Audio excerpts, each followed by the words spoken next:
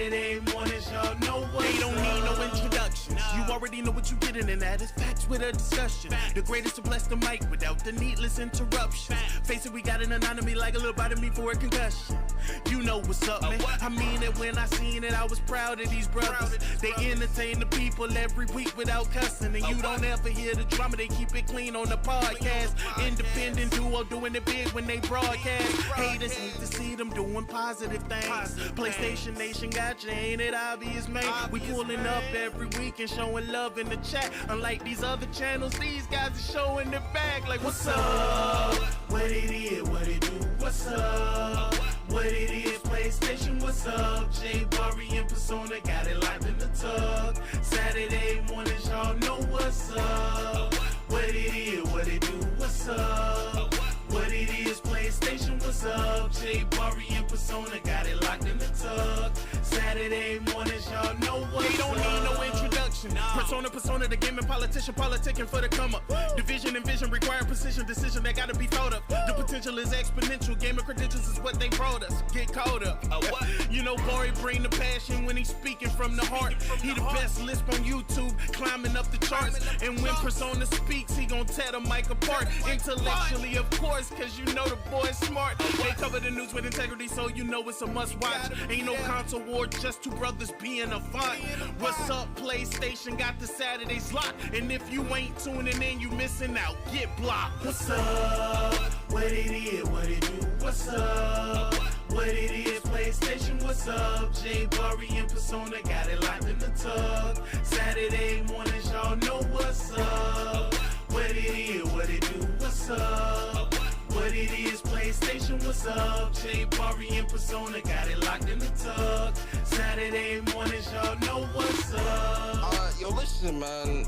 I really do appreciate everyone that always comes through to rock out with me and Bari, man, on What's Up PlayStation podcast. A podcast by fans for the fans, or by the community for the community, I should say. Listen, man. For me, man, I'm gaming with Persona. If you enjoyed listening, definitely subscribe to this YouTube channel. I'm a PlayStation fan too.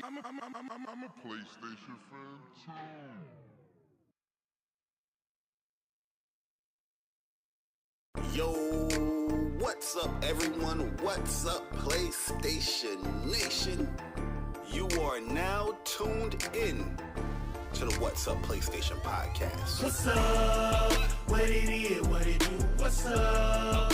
What it is, PlayStation, what's up? J Bari and Persona got it live in the tug. Saturday mornings, y'all know what's up. What it is, what it do, what's up? What it is, PlayStation, what's up? J Bari and Persona got it locked in the tug. Saturday mornings, y'all know what's up. They don't need no introduction. You already know what you're getting, and that is facts with a discussion. The greatest to bless the mic without the needless interruption. Face it, we got an anatomy like a little bite of me for a concussion. You know what's up, man. I mean it when I seen it. I was proud of these brothers. They entertain the people every week without cussing, and you don't ever hear the drama. They keep it clean on the podcast. Independent duo doing it big when they broadcast. Haters hate to see them doing positive things. PlayStation Nation got you, ain't it obvious, man? We pulling up every week and showing love in the chat. Unlike these other channels, these guys are showing their back. Like, what's up? What it is, what it do, what's up? What it is, PlayStation, what's up? J Bari and Persona got it live in the tug. Saturday mornings, y'all know what's up.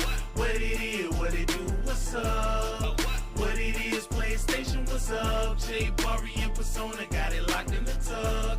Saturday mornings, y'all know what's up. They don't need no introduction. Persona, the gaming politician, politicking for the come up. Division and vision require precision, decision that gotta be thought of. The potential is exponential. Gamer credentials is what they brought us. Get caught up. You know, Bari bring the passion when he's speaking from the heart. He the best lisp on YouTube, climbing up the charts. And when Persona speaks, he gon' tear the mic apart. Intellectually, of course, cause you know the boy's smart. They cover the news with integrity, so you know it's a must watch. Ain't no console war, just two brothers being a font. What's up, PlayStation? Got the Saturdays locked. And if you ain't tuning in, you missing out. Get blocked. What's up?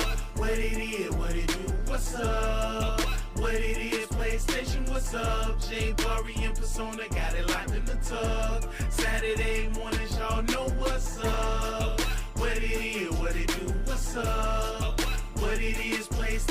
what's up? J Bari and Persona got it locked in the tug. Saturday mornings, y'all know what's up. Yo, listen, man. I really do appreciate everyone that always comes through to rock out with me and Bari, man, on What's Up PlayStation Podcast, a podcast by fans for the fans, or by the community for the community, I should say. Listen, man. For me, man, I'm gaming with Persona. If you enjoyed listening, definitely subscribe to this YouTube channel. I'm a PlayStation fan too.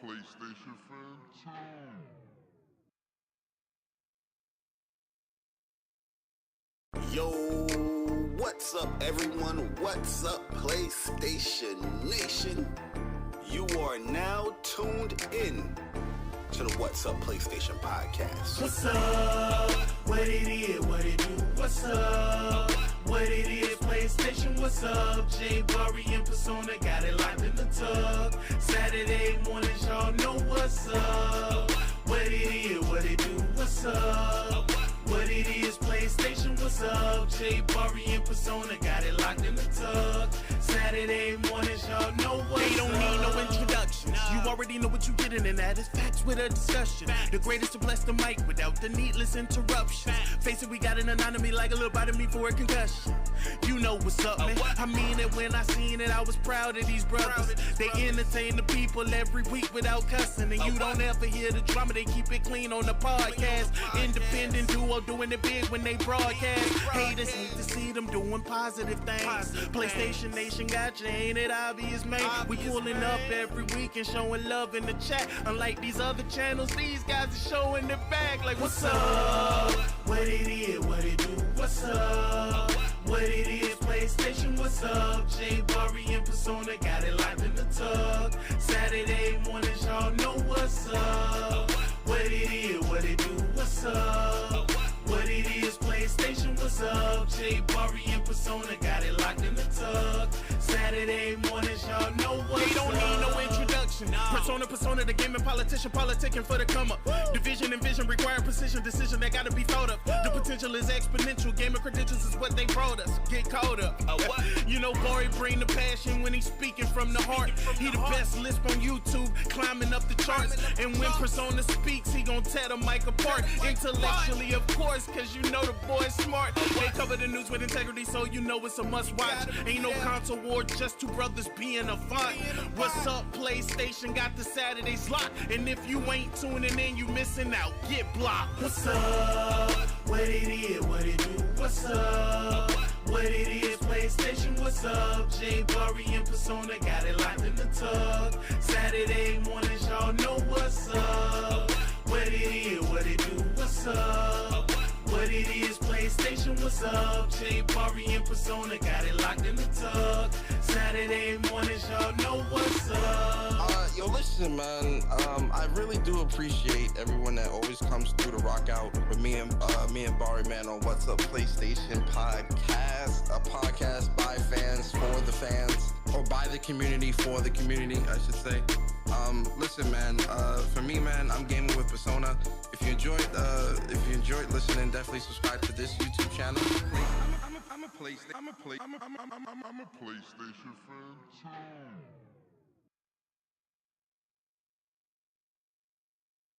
Yo, what's up, everyone? What's up, PlayStation Nation? You are now tuned in to the What's Up PlayStation Podcast. What's up? What it is, what it do? What's up? What it is, PlayStation, what's up? J Bari and Persona got it locked in the tug. Saturday mornings, y'all know what's up. What it is, what it do? What's up? What it is, PlayStation, what's up? J Bari and Persona got it locked in the tug. Saturday mornings, y'all know what's up. They don't need no introduction. You already know what you're getting, and that is facts with a discussion. The greatest to bless the mic without the needless interruptions. Face it, we got an anatomy like a little bite of me for a concussion. You know what's up, man. I mean it when I seen it, I was proud of these brothers. They entertain the people every week without cussing. And you don't ever hear the drama, they keep it clean on the podcast. Independent duo doing it big when they broadcast. Haters hate to see them doing positive things. PlayStation Nation got you, ain't it obvious, man? We pulling up every week and showing love in the chat. Unlike these other channels, these guys are showing their back like, what's up? What it is, what it do, what's up? What it is, PlayStation, what's up? J Bari and Persona got it locked in the tug. Saturday mornings, y'all know what's up. What it is, what it do, what's up? What it is, PlayStation, what's up? J Bari and Persona got it locked in the tug. Saturday mornings, y'all know what's up. They don't need no introduction. Persona, the gaming politician, politicking for the come up.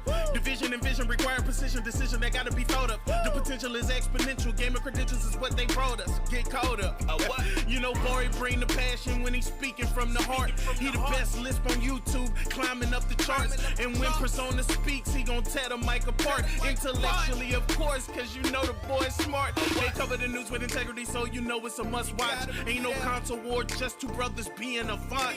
What's up, PlayStation? Got the Saturdays locked. And if you ain't tuning in, you missing out. Get blocked. What's up? What it is, what it do, what's up? What it is, PlayStation, what's up? J Bari and Persona got it locked in the tug. Saturday mornings, y'all know what's up. What it is, what it do, what's up?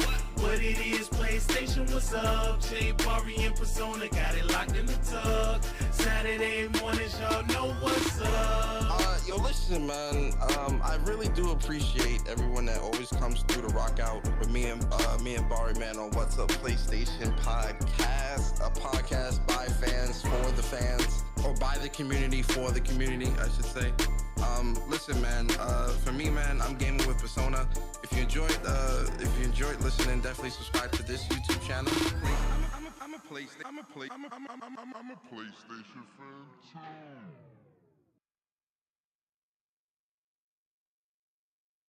Yo, what's up, everyone? What's up, PlayStation Nation? You are now tuned in to the What's Up PlayStation Podcast. What's up?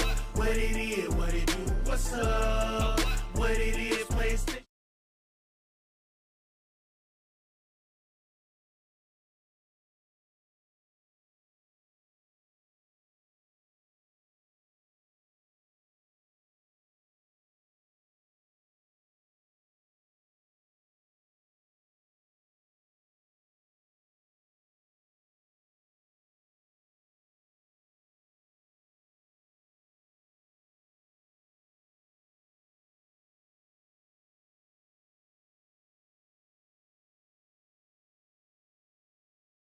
Because of the sound. Okay, there we go.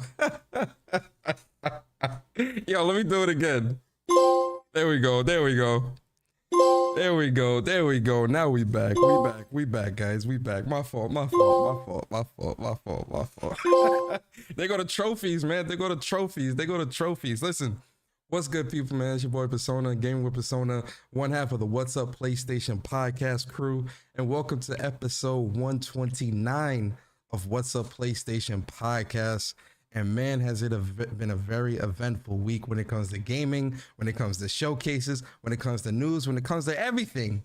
But today, man, we got a very, very special show for you guys today with a very, very special guest. But before we get into anything, always remember, guys, What's Up PlayStation podcast is a podcast for the community, by the community. We appreciate our WUPS Nation members, our WUPS subscribers, the newcomers, anybody that's coming through for the first time, man. We hope you enjoy your stay. We hope we earn your like and even your subscribe.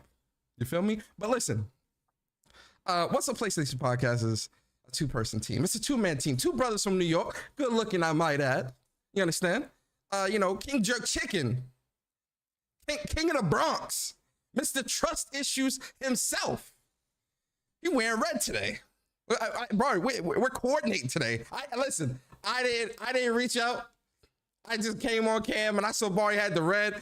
Red and black is my favorite colors. You already know we rocking the cowboy bebop. You understand? Hoodie. We coordinate today, Bari. But yo, Bari, what's good with you, brother? How you feeling today? How's everything? King Light Skin himself. the best lisp on YouTube. How you feeling? Yo, I'm feeling good, Persona, man. How everybody doing, man? Everybody good? Everybody all right? Everybody having a good time? It's early on Saturday morning. What is good, YouTube? What's up, PlayStation Nation? Yeah, man, it's going to be a very eventful show today. A lot of great topics. Very excited to talk about. I might be a little long-winded, but no, Persona's the host, so he gonna cut me off. Oh, nah, yo, we He gonna vibing cut out, me man. off. We vibing out, man. That boy Prompt, well, you the host, man. But yo, listen, guys, it's gonna be a great show. We have a wonderful special guest today as well. And like I said, we've been hitting people up in the community to get them on the podcast if they, choose to be on the podcast. And very excited that this person decided to become a guest on the podcast, man. But we see the beautiful PlayStation Nation in the chat. What is good, everybody, except for Chuck out here hating on Spider-Man. But nah, man. If you don't mind, hit the like button, share the stream out, get the PlayStation Nation in here, and we hope you guys enjoy this episode. Absolutely, man. Absolutely, man. Big shout out to everybody here, like I said. And ladies and gentlemen, I need you to open your ears, open your eyes, and open your ears, because we got a very, very, very special guest with us today. A very well-respected member of the community. Real dope. She seems to be everybody's friend, and she don't even know it. Bari, what does this intro have to do with Stone in the building?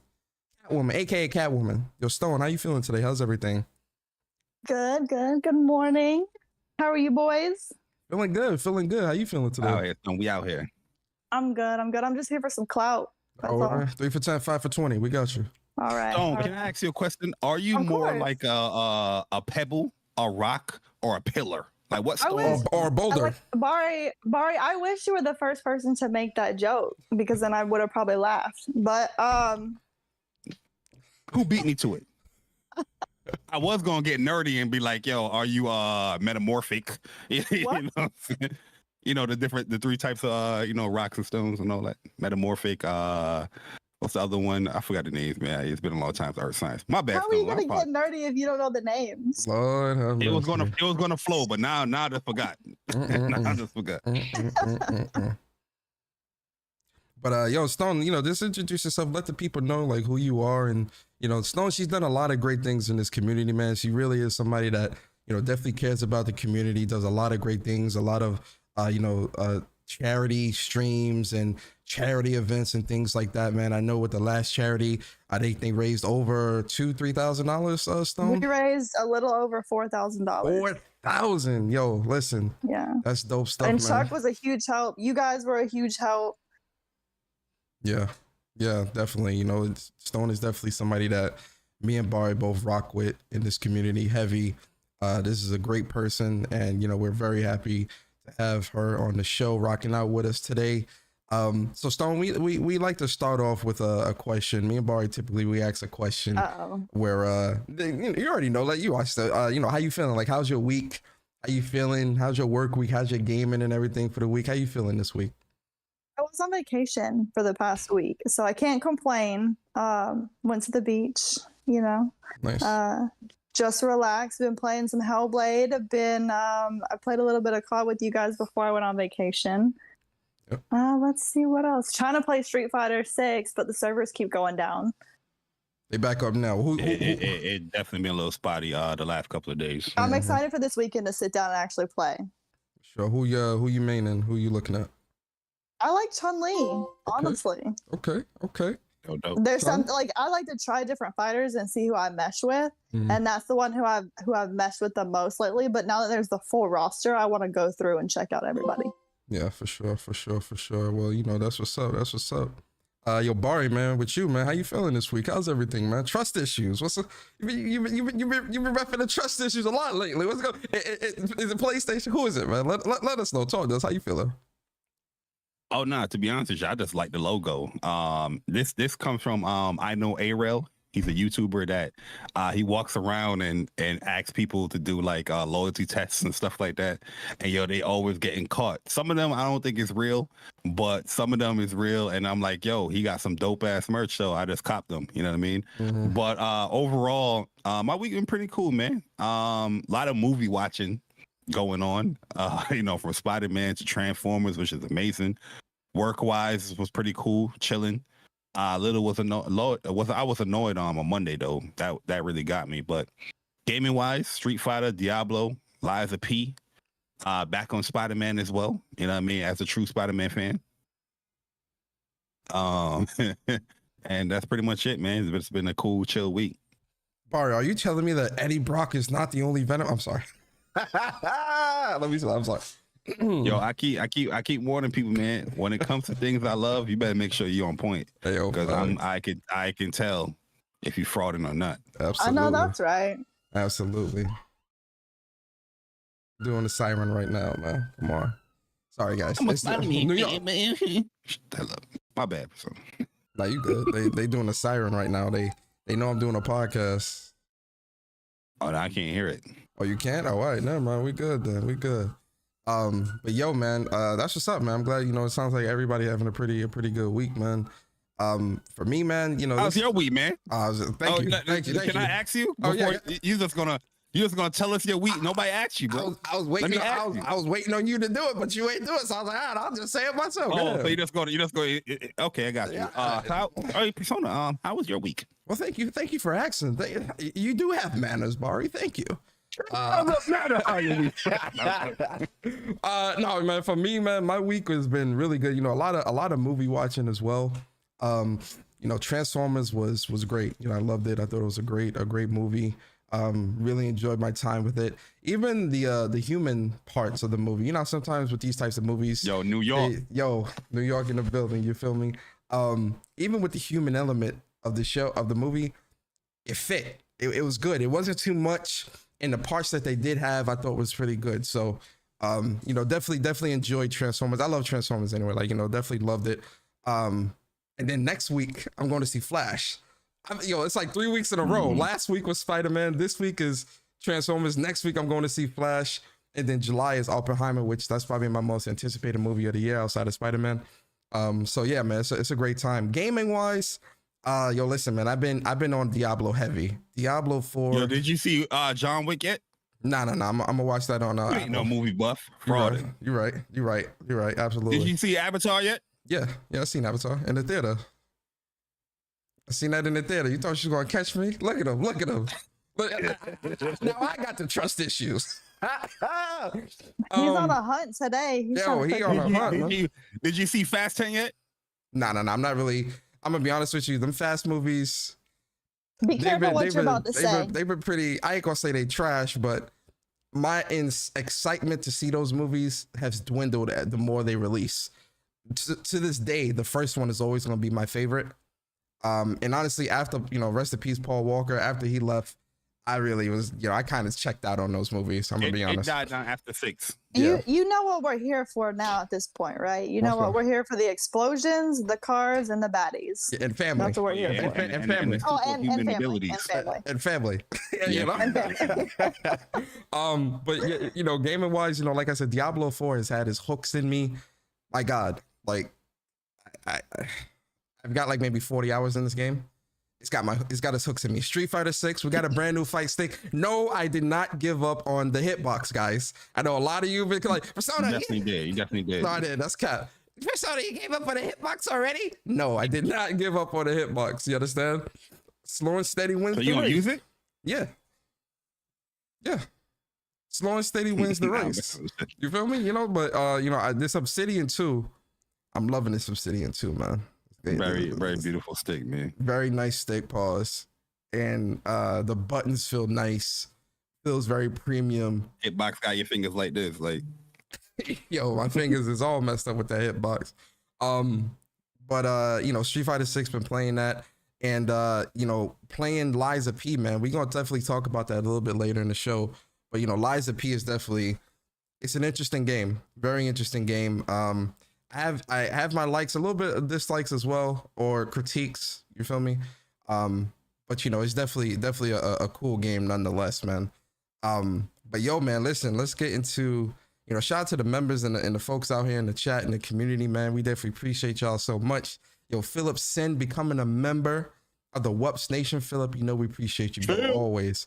And then shout out to J-Dub in the building. J-Dub says, Final Fantasy 16 is amongst us. Final Fantasy Rebirth in mere months. Spider-Man 2 to claim the throne of the year. Let's go! Here to support you Black Kings this lovely Saturday morning. Let's go PlayStation Nation. Yo, J-Dub. Don't forget the queen. Don't forget the queen. And the queen in the well, we can't say Black Queen. We No, what did you call it? The milk of magnesia? You know, we got the Black Kings and then the milk of magnesia colored queen in the building. You understand? You know, we got the milk of magnesia colored skin. You feel me? No, I've been at the beach all week, so it's not milk of magnesia anymore. The tan color queen. Yeah.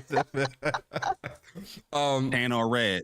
And then Stop it. Yo, shout out to J-Dub, man. We definitely appreciate you. And then shout out to Pink Princess in the City. Throwing a super chat in there, man. We appreciate you, Pink Princess, for rocking out with us, supporting us.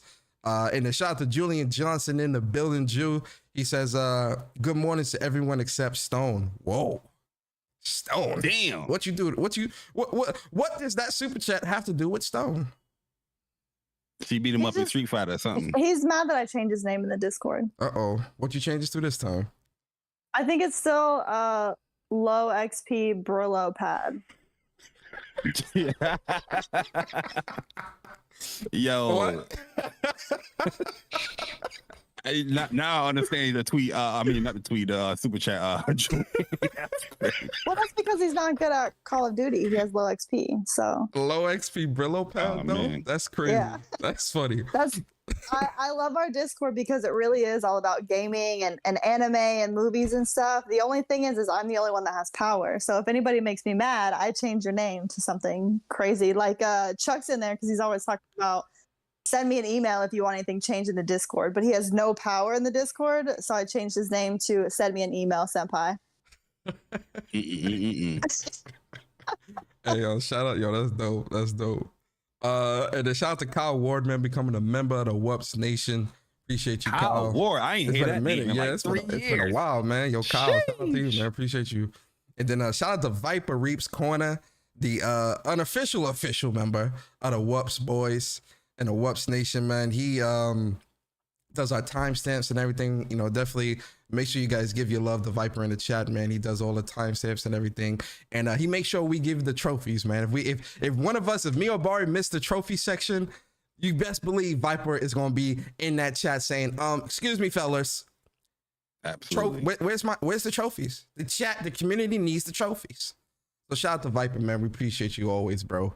And so Viper, he says, my only issue with the Fast movies is the clan look of a motherfucker after rolling over in a car 50 times. I don't like how you said that, bro. Say that properly, man. I think he meant clean. Yo, Viper, yo, this is the second day in a row. Viper caught me. You said motherfucker weird. Say that shit like Samuel, man. What's wrong with you, bro? Yo, hold on. I got you. Yo, this is the second time Viper caught me up. Yesterday he caught me too. My only issue with the Fast movies is the clean look of a motherfucker after rolling over. There you go. Rolling over in a car 50 times and driving through safes and buildings. LOL. Franchise is phenomenal though. I'm gonna see the next one. Yeah, I mean, you know, I still watch the Fast movies. Like, I'm not saying I don't, but I'm not clamoring to go to the movies to see it. You know, I'm not paying IMAX prices to go see that. You know, if I go see it, you know, with someone or whatever, sure. But if not, I could wait for it to come to Apple movies and I buy it there. Yeah, I'm the same with, like, I saw 9 in the movie theater, but I didn't go to see 10 because I just think it looking a little ridiculous. But everybody have their guilty pleasure. Like, one of mine is the Expendables. You know what I mean? Oh, I like the Expendable movies. Part 4 is coming out. I know I'm going to watch it. I know it's not the greatest, but I know why you watching Expendables 4. Man saw that Megan Fox and said, "Oh, I did a shimmy after that."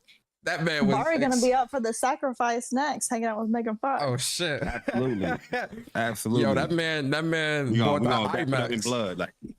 That man bought that IMAX ticket quick, boy. $25.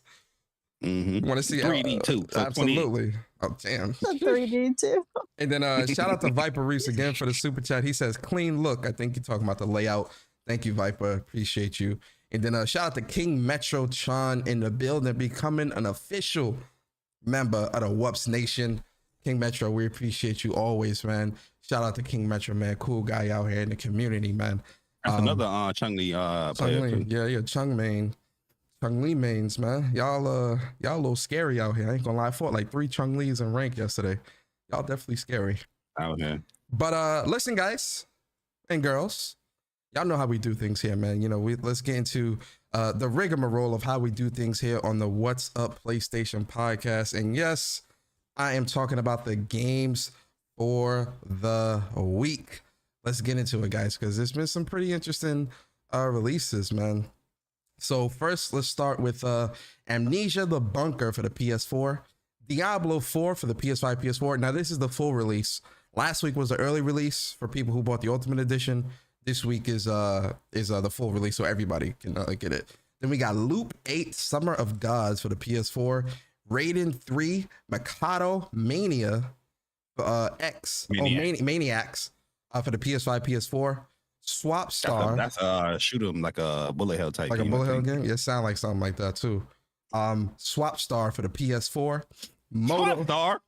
Yeah. It's a prequel to Foam Stars. You can't wait for that game, right, Bari? Facts. And then shout out to Moto GP 2023 for PS5, PS4. Yo, those F1 moto games, the motorcycle F1 games, it's clear like, yo, they've got like a really cult following. Because these games are always like, they come out every year. And I'm like, yo, people are really like buying like the NASCAR games and stuff like that. Yo, shout out to y'all. New Lands for the PS4, Nocturnal. What about the old one? Hey man, the old land, it's the land before time. Come on, Bari. Come on, Stone. Give me some props. That wasn't good? Y'all ain't never seen Land Before Time? Nah, I liked it. Yeah, Littlefoot. Littlefoot, yeah. Great execution. Thank you. The chat loved it too. Shout out to the chat. Then we got Nocturnal for the PS5, PS4, Senses Midnight for the PS5, PS4, Terminal Velocity Boosted Edition for the PS4, 2D and Top D for the PS5, PS4. What? Ladies and gentlemen, this is a PG-13 show. Hey, all y'all got freaky minds, man. You know what I mean? Why I say you heard Stone? What? Yo, listen. Bari got the freaky mind too, because that's why he brought it up, because he tried to absolve himself, trying to take the high road. He probably the first. Yeah, you get this. Listen, I ain't never denied it. I know. I'm just saying that, yo, y'all got freaky minds. That's all. Oh, y'all denying it, talking about y'all trying to put the blame on me. I didn't deny it. I'm just saying what everybody else is thinking. Hey man, listen, I mind my business. Then we got Tour de France 2023 for the PS5, PS4. Yo, Bari, we gotta play one of these games, man. These games come out every year. Bari, yo, ladies and gentlemen, let me know in the chat if you want to see Bari stream Tour de France 2023. I'm good. Put in one in the chat. Tour de France 2023. Put in one in the chat if you want to see Bari stream Tour de France 2023. I will be streaming, but not this shit. I can't wait to see you ride a bike through the mountains against Lance Armstrong. Yo, thanks. Yo, is that what's the bike game from Ubisoft? Is that still out, or did they close that down? You're talking about Trials. Oh no, not Trials. It was the where you can ride your bike with like people and all that and do tricks. I want to say, is it Riders Republic? Yes, that's what it's called. That's what it's called. Yeah, Riders. No, that's what it is. Let me look it up. It's Riders Republic. Yeah. It's Riders Republic. Yeah. It's Riders Republic. Because you can ride a bike, you can parachute, you can snowboard. All this stuff is crazy. Did they can it? They canned it? I don't know. I haven't heard anything about it for a while. Damn, shit dead then. And then we got Cat Souls for the PS5, PS4. Persona. No. Okay, push one if you want to see Persona stream at Cat Souls. There you go. Now, you like cats? Yes, but I like Stray. You understand? All these other little What's the bootleg difference between Cat Souls and Stray? Stray is a good game. But you never play Cat Souls to know if it's a good game or not. It's 2023. You don't have to play games to know if they're good or not. You can watch it on YouTube. Yeah, there you go, Touche. Snow. That was a bad faith question, Mrs. J. Bari. That's very anti-consumer of you, Bari. Very anti-consumer. But look, now they see they playing. You see what you started, Bari? See, if I'm playing, that was not me. That was Stone. Oh, that was Stone. That was Stone. You see what you started, Stone? Now see. What's this got to do with Stone? What does it have to do with Stone? You see what you did? Cat Souls. I gotta look at the gameplay. Let me see how it look. But Bari's got to stream Tour de France if I'm streaming Cat Souls. No, I'm not. Streaming. How about you guys fight in Street Fighter 6? Whoever loses has to stream one of those games. Ooh. You're welcome.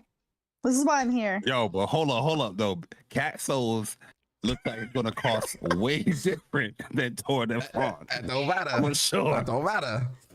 Basically, what you're saying is you're afraid to lose. That's what I heard. Oh, I ain't afraid to lose, but I'm just saying, like, yo, if I win, Cat Souls is gonna be $5. If I lose, Tour de France is $60. Is it really 60? Yeah, Tour de France is a $60 game. Yeah, that's a full price game. You can get a real bike for $60. Hey, yo, real talk, you get a real bike for $15 from Toys R Us. Well, Toys R Us don't exist no more, but you get a cheap ass bike for like $30. You can't get no bike for no. You can go to Walmart and get a bike for $25. Yo, I mean, what? Which bike? You didn't say it had to be a good bike. I was gonna say not a mongoose or something like that, but yeah, you can you get right. like a cheap one of them little ass bikes, you know. I mean, what, 1st to 10? I'm with it. You know what? Yeah, I'll pay for the game regardless of what it is if you guys go through with the bet. Look at Stone. Look at Stone. I'm 1st just to here to 10? instigate. Carry on. Jamie versus Marissa.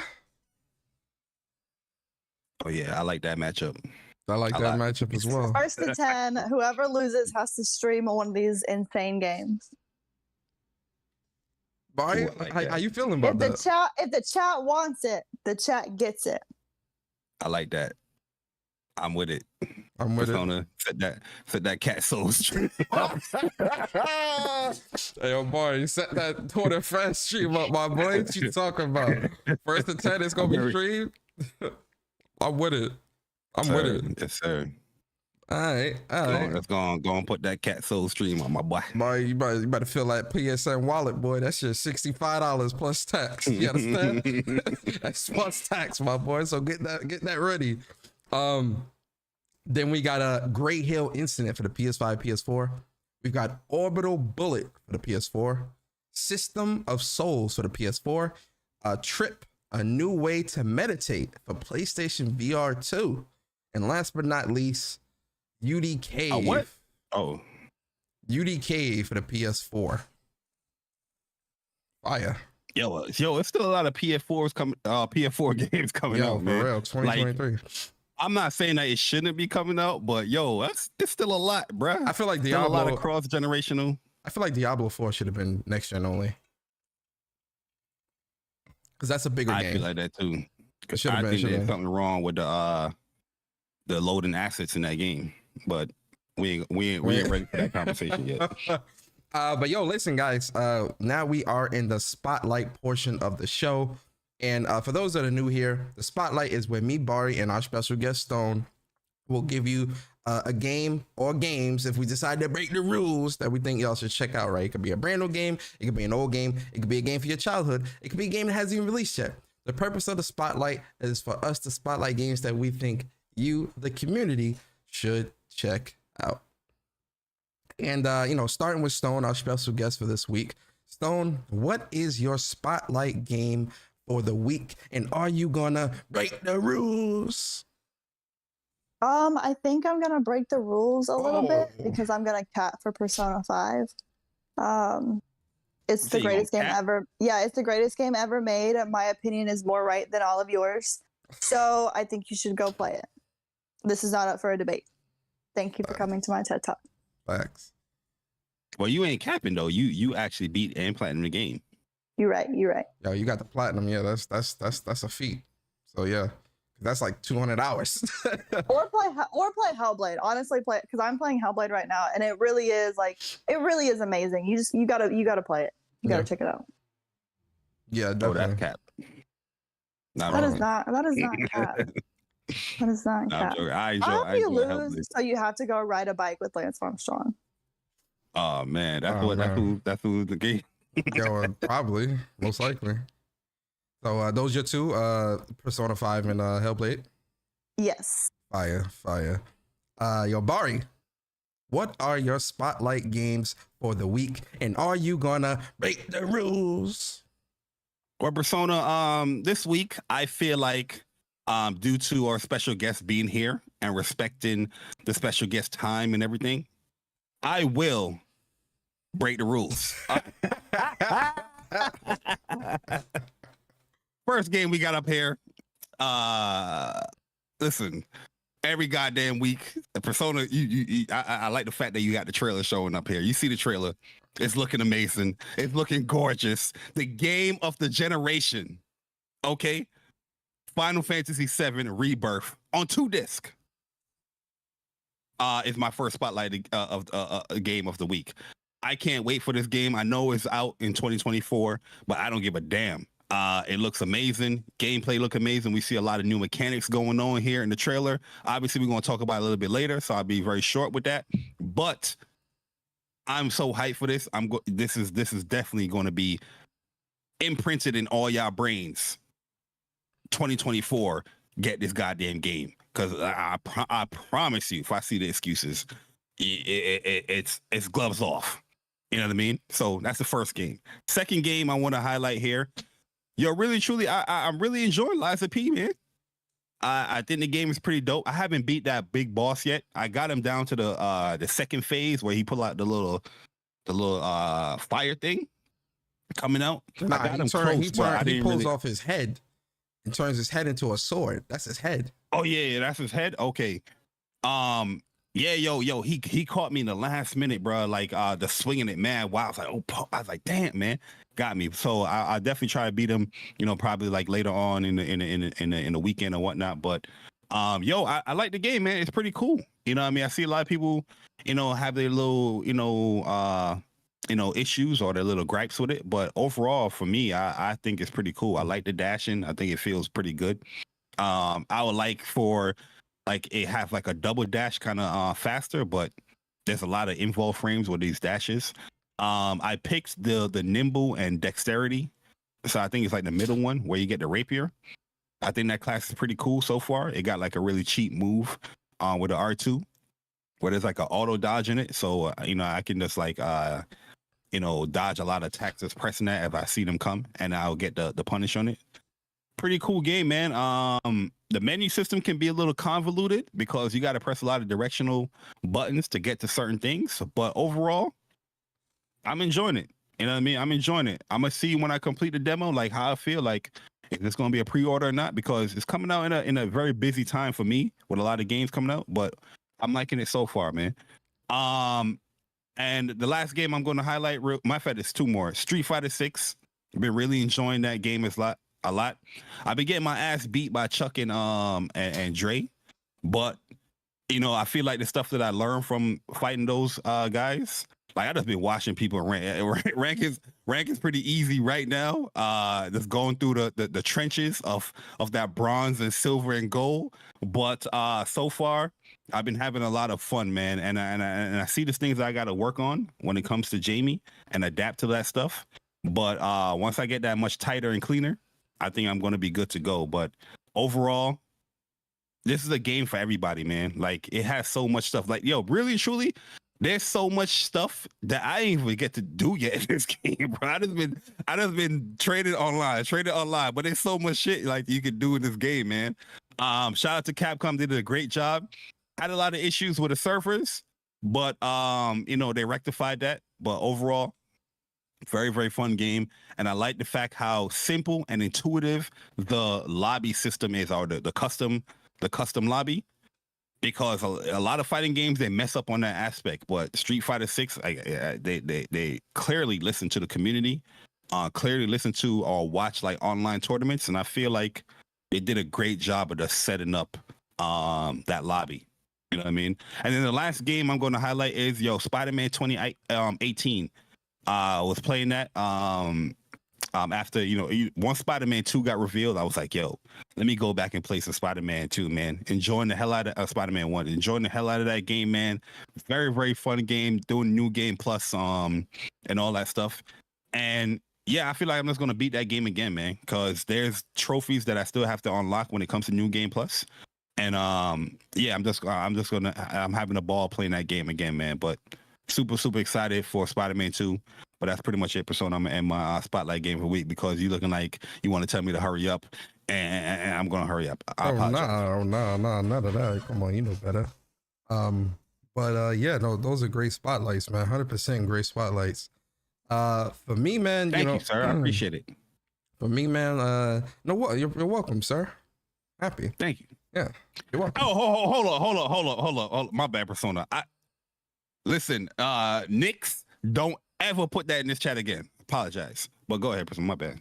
Zach versus Cloud. Oh man. Well, it's crazy out here, man. How dare you? I mean, oh my. Cloud is trying to be like Zach. Let me move on. Listen. Anyway, y'all don't want to have that nerd conversation. Y'all don't want to have that nerd conversation. Go ahead. We got a podcast to do. Cloud is a copy of Zach. I'm just saying. But anyway, like I was saying, for me, man, my spotlight games for the week. Y'all already know the first game I'm about to spotlight. Y'all know, Final Fantasy 16 releases June 22nd, 2023. We're about a week and a half away. We about to get that demo tomorrow. Tomorrow, we getting that demo. You heard it here first. Yeah, we getting that demo tomorrow. Yeah. We're getting that demo tomorrow. Makes sense. Yep. So, this is a game I'm highly anticipating. It's one of my top games of the year that I can't wait to play. I'm putting tons of time into this game. I can't wait, man. Final Fantasy 16. Get excited. Keeping in the realm of Final Fantasy, y'all see the trailer. This is another game that I am extremely hyped for. Final Fantasy VII Rebirth. This looks incredible. Absolutely incredible. We're gonna talk more in depth about it. Shout out to Bari. I know Bari put out his breakdown video earlier. It's dope. Definitely check that out. Yo, this game is gonna be one for the books, man. I can't wait for this game. Everything I'm seeing about it just looks absolutely incredible, but we're gonna talk about that later. My third spotlight is gonna be Diablo 4. I love this game, man. Like, this game is really addictive. The gameplay loop is just so fun. My barbarian is so fun doing my bleed build, min-maxing with stats and things like that, walking around the world, doing the dungeons, just everything about this game is so fun, man. Like, it really is just a fun game and experience, and it's very, very addictive. Highly recommend, even for people who are new to Diablo, highly recommend. I do think you'll find a lot of fun and enjoyment with the game, even playing by yourself. Like, you'll find a lot of fun and enjoyment just playing. You get what I'm saying? Yo, Diablo, one of them games where you be like, yo, all right, let me play for like an hour or two, and then you end up playing like for like 5-6 hours, bro. No, that's the truth. Last night I was playing, after I got off Street Fighter, I was like, let me just hop on Diablo for a little bit just to get, try to get to like level 40, where I played to like, I'm embarrassed to say, I mean, I'm not embarrassed, but I played to like 1:30 in the morning. Yeah, be like that, man. Yo, I was just like, crazy. So Diablo 4, absolutely. And then you thought, ladies and gentlemen, you thought I was gonna do my spotlight and not mention Spider-Man 2? One of the greatest games that's gonna be releasing this year, Spider-Man 2? Where we fighting Venom, who's not Eddie Brock, by the way. This is gonna be one of the greatest games. First off, Insomniac. We've already had this conversation. Insomniac really are the gods within the industry right now. They've overthrown Naughty Dog, in my opinion. I mean, they've done that a while back, but Insomniac is like the best studio PlayStation has right now, hands down. There is no debate. No debate. Yo, this game is gonna be incredible. I can't wait for this game, man. We're gonna talk about it, man. We're gonna talk about it. But yeah, Liza P as well. I think with Liza P, man, my thing with Liza P is that I love the game. I do think it's a fun game. Pinocchio storyline and stuff like that. You know, seeing Jiminy Cricket and Geppetto and all that, I'm just like, yo, like it's kind of jarring because I'm just like, the way I remember these characters from the old Disney story, it's just like, wow, like Jiminy Cricket is in like this little vase and he's actually, you know, just all the things that's going on. But the world and the atmosphere and the sense of danger, I think is really good. The combat, I think is great. It was what I was saying yesterday on my stream. I think the dodge is too stubby. Yes, there's involved like iframes. Yeah, I don't like the dodge. There's iframes. The thing is, the dodge is stubby. So you're more dependent, in my opinion at least, you're more dependent on making sure that you really capitalize off the iframes with your dodge instead of trying to dodge away from the attack. Just dodging at the right time to get those iframes so that, you know, you can kind of, you know, mitigate the attack and just attack like that. I went with a strength build, which is much slower paced. And so like the way I approached like that big boss fight at the end, you know, I really had to I died like 7 times against him because I'm trying to dodge and then mash. And I can't because I don't got no stamina. So I'm getting washed because his attacks are so sporadic and all over the place. You kind of have to time when you're going to attack with him, especially when he goes into a second phase and he gets the sword head where his head becomes a sword or whatever. It's very, very difficult to really get into that, getting close with the strength build because it's so slow. So when you're swinging your axe and your sword and everything, and you're trying to dodge, it's eating up a lot of stamina. So I had to kind of really do a lot of stamina management and only like pot shot, like get 1 hit, back away, or 1 or 2 hits and back away. And then when I know he goes into his tire form or where he jumps and lands on the floor, that's when I punish. So I like the game a lot. I think it's a really cool game, cool story. Same with Bari. I don't know if I'm gonna pre-order this or pick it up right away because I'm not gonna play it right away. September is really packed with too many games. You know, Legends of the Adventures of Dai and things like that. I don't know. We'll see. Yeah, that's the only thing, man. Like, if they was to release this like probably July, even August, I think get some time in with it. But I don't know. Yep. It's a rough one. But yeah, man, those are the spotlight games for the week, guys. You know, hope you guys let us know in the chat, man. Let us know in the comments. What's your spotlight games for the week? And are you going to break the rules? But all right, guys, with that being said, let's get into the news, man, because there's a lot of great news this week. I know we had Summit Game Fest. I know we had, you know, a lot of big announcements there, a lot of surprises.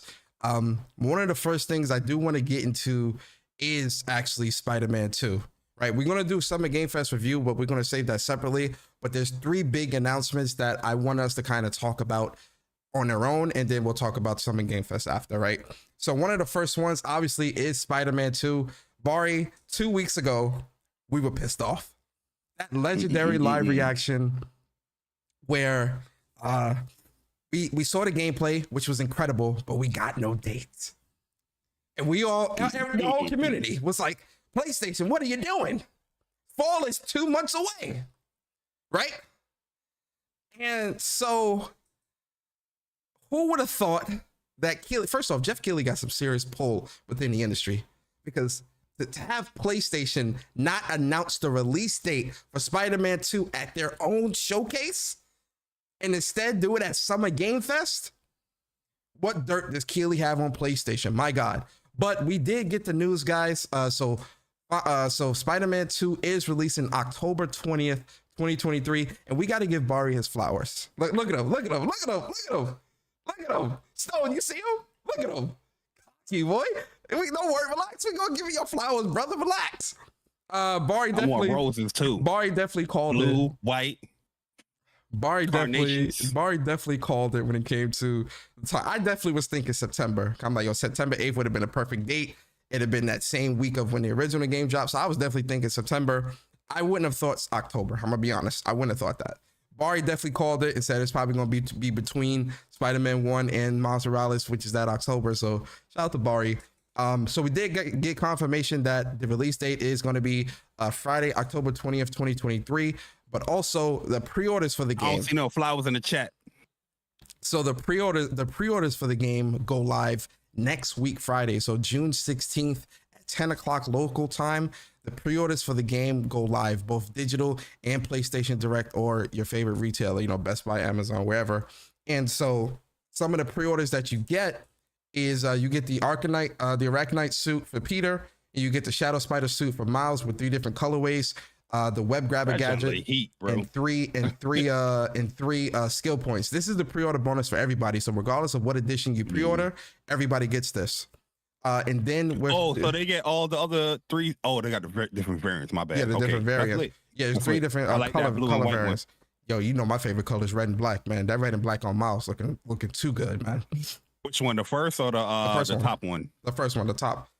This one, the original one. The top one with the white and black. That looks generally heat. That looks like some Spawn joint. The all black with the red, the one he got on now. That one is like my favorite. Yeah, that looks cool. And then I like the white. I like the white and red on Peter. I think that looks great. Yeah, which one you like in Stone? Heat. Stone, you there? Oh, you muted if you're not. Oh, there you go. Oh no, you glitched out for a second for me. What did you ask me exactly? I was saying, like, you know, of these suits, you digging these suits so far with the pre-order bonuses? Let me see. Is this a safe space? Yes, of course. So I am not a Spider-Man fan.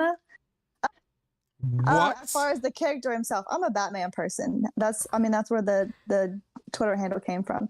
But I think Spider-Man does look really, really good. I do want to check it out. To be honest with you, I do want to try it. Wait, so you haven't played the Spider-Man 2018 or Miles? You played those? I have not, and you can check my timeline to see if I've ever talked about it, because I only talk about games. Oh no, no, we ain't going that far. I do want to play it, but it's just, I mean, my poor backlog, y'all. My poor backlog. You know, it's. You see what Stone just did right there? What is wrong with doing that? You know what I'm saying? Yeah, like saying that I didn't play it. Yeah, like I'm not a Spider-Man fan. Like, okay, I didn't play the games. What is wrong? To be honest with you, that's what's all, because I'm not a Spider-Man the character fan. That's kind of what's put me off the game. But the more that I watch the gameplay and I hear, like, I've heard people talk about the story, it makes me wonder if I can kind of put that to the side and enjoy the game itself. So, I mean, I'm always up to try a game. I think from a gameplay and storytelling perspective, I definitely think you'll really enjoy the game. For sure. Like I think you'll, especially if you like Batman and like those Arkham games. You're gonna fall right in love with this, like, respectfully. Okay. Even if you don't like the character, I feel like the gameplay is good enough. Destroy Batman though, but I mean, obviously. Okay, yeah. We're not getting into that debate right now because that's a lie. Well, Batman with prep time. Like, let me tell you, the prep time. You understand? Prep time. But prep time don't work. This show will be 4 hours long. Yeah. I mean, we've been there. Listen, Spider-Man is my number one favorite superhero. Like, when I say I'm a Spider-Man fan, trust. I'm a Spider. I read the comics. I love this character, like Peter Parker. That's my guy. You know, a lot of people like Miles Morales. I think Miles Morales is a great character as well. But Spider-Man, in my opinion, I prefer Miles over Peter. I prefer Miles over Peter. Miles is starting to come around for me too. Especially with these recent 2 movies that with the Into the Spider-Verse and Across the Spider-Verse. Miles is a character, and then, you know, obviously the Miles Morales game that we got or whatever. He's starting to come around for me as well.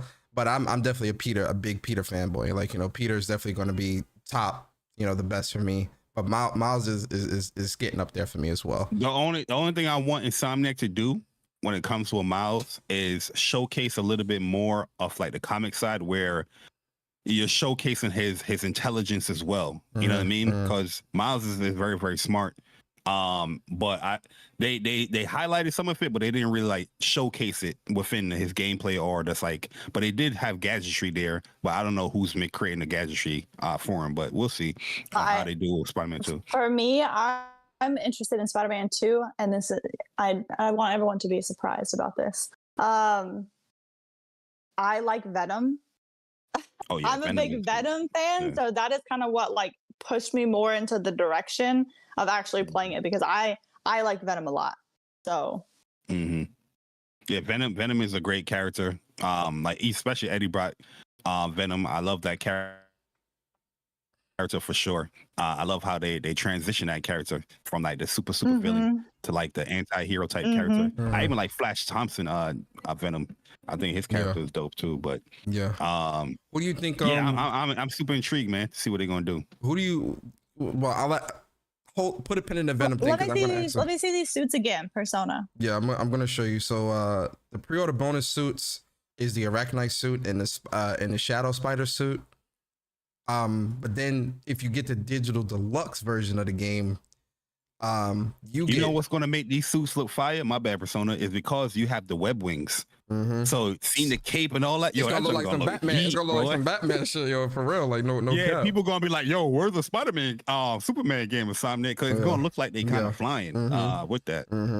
But with the digital deluxe, I ain't gonna lie, Bari, yo, Insomniac went off with these editions. I ain't gonna cap, bro, because especially you're getting, and these are just the pre-order suits. Like there's obviously gonna be many more suits in the game outside of this. You got the Hank Pym joint. But yo, man, listen, you with the digital deluxe, you're getting for Miles, you get the tactical suit, the Arantia suit, the 25th century suit, the Stone Monkey suit, and the Apocalyptic suit. And Miles, you get the Agimat suit, the Red Spectre suit, encoded suit, biomechanical suit, and the Tokusatsu suit, as well as the pre-order Power Ranger, as well as the pre-order bonus suits. So I gotta ask y'all. First off, y'all for Miles, y'all already know what suit I'm picking. I'm a big Mighty Morphin Power Rangers fan. You know we going with that Tokusatsu suit for Miles, 100%. Like that's the suit I'm using the whole game. When I do screenshots and combos, that's the suit you're gonna see. You know what's weird about me when it comes to like all these suits and whatnot? My first playthrough, I don't change the costume like that, bro. Like story wise, like when I do like a story mission, I go back to the main costume because I want to see that how it's intended, and rather than seeing like in a like a optional costume. Yeah, but like when I'm doing like the side missions, I change the suit. I'm weird like that. I don't know why I'm like that, but I'm just wired that way. No, I get that. I think for me though, with Insomniac, they're really good with like incorporating that suit into cutscenes stuff, so it doesn't feel detached. Where like if you pick one of these suits outside of like the main story suit, when it goes into cutscenes, it's the main story suit, and then it cuts back to whatever suit you had on. Insomniac is real good where it's like, real time. Yeah, it's real time. But yo, Stone, how you feeling about any of these suits? Which ones you liking? I like the one that looks like Power Rangers, to be honest with you. Tokusatsu. Yeah, that's a great suit. And let me see the top. Because I'm looking at it on my iPad right now. I don't know. I don't really like any of the ones on the top. But I think that's because I'm so stuck on the other suit that I like. So yeah. Okay.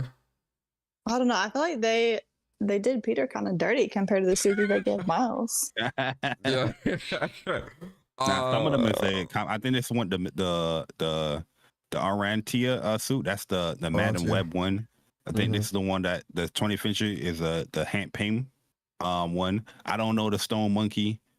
I don't know that suit. It's pretty much I like everything to be very clean though. Like I like stuff to be like all black or like you know what I mean? Yeah, like I don't like a lot of frilly stuff. I don't.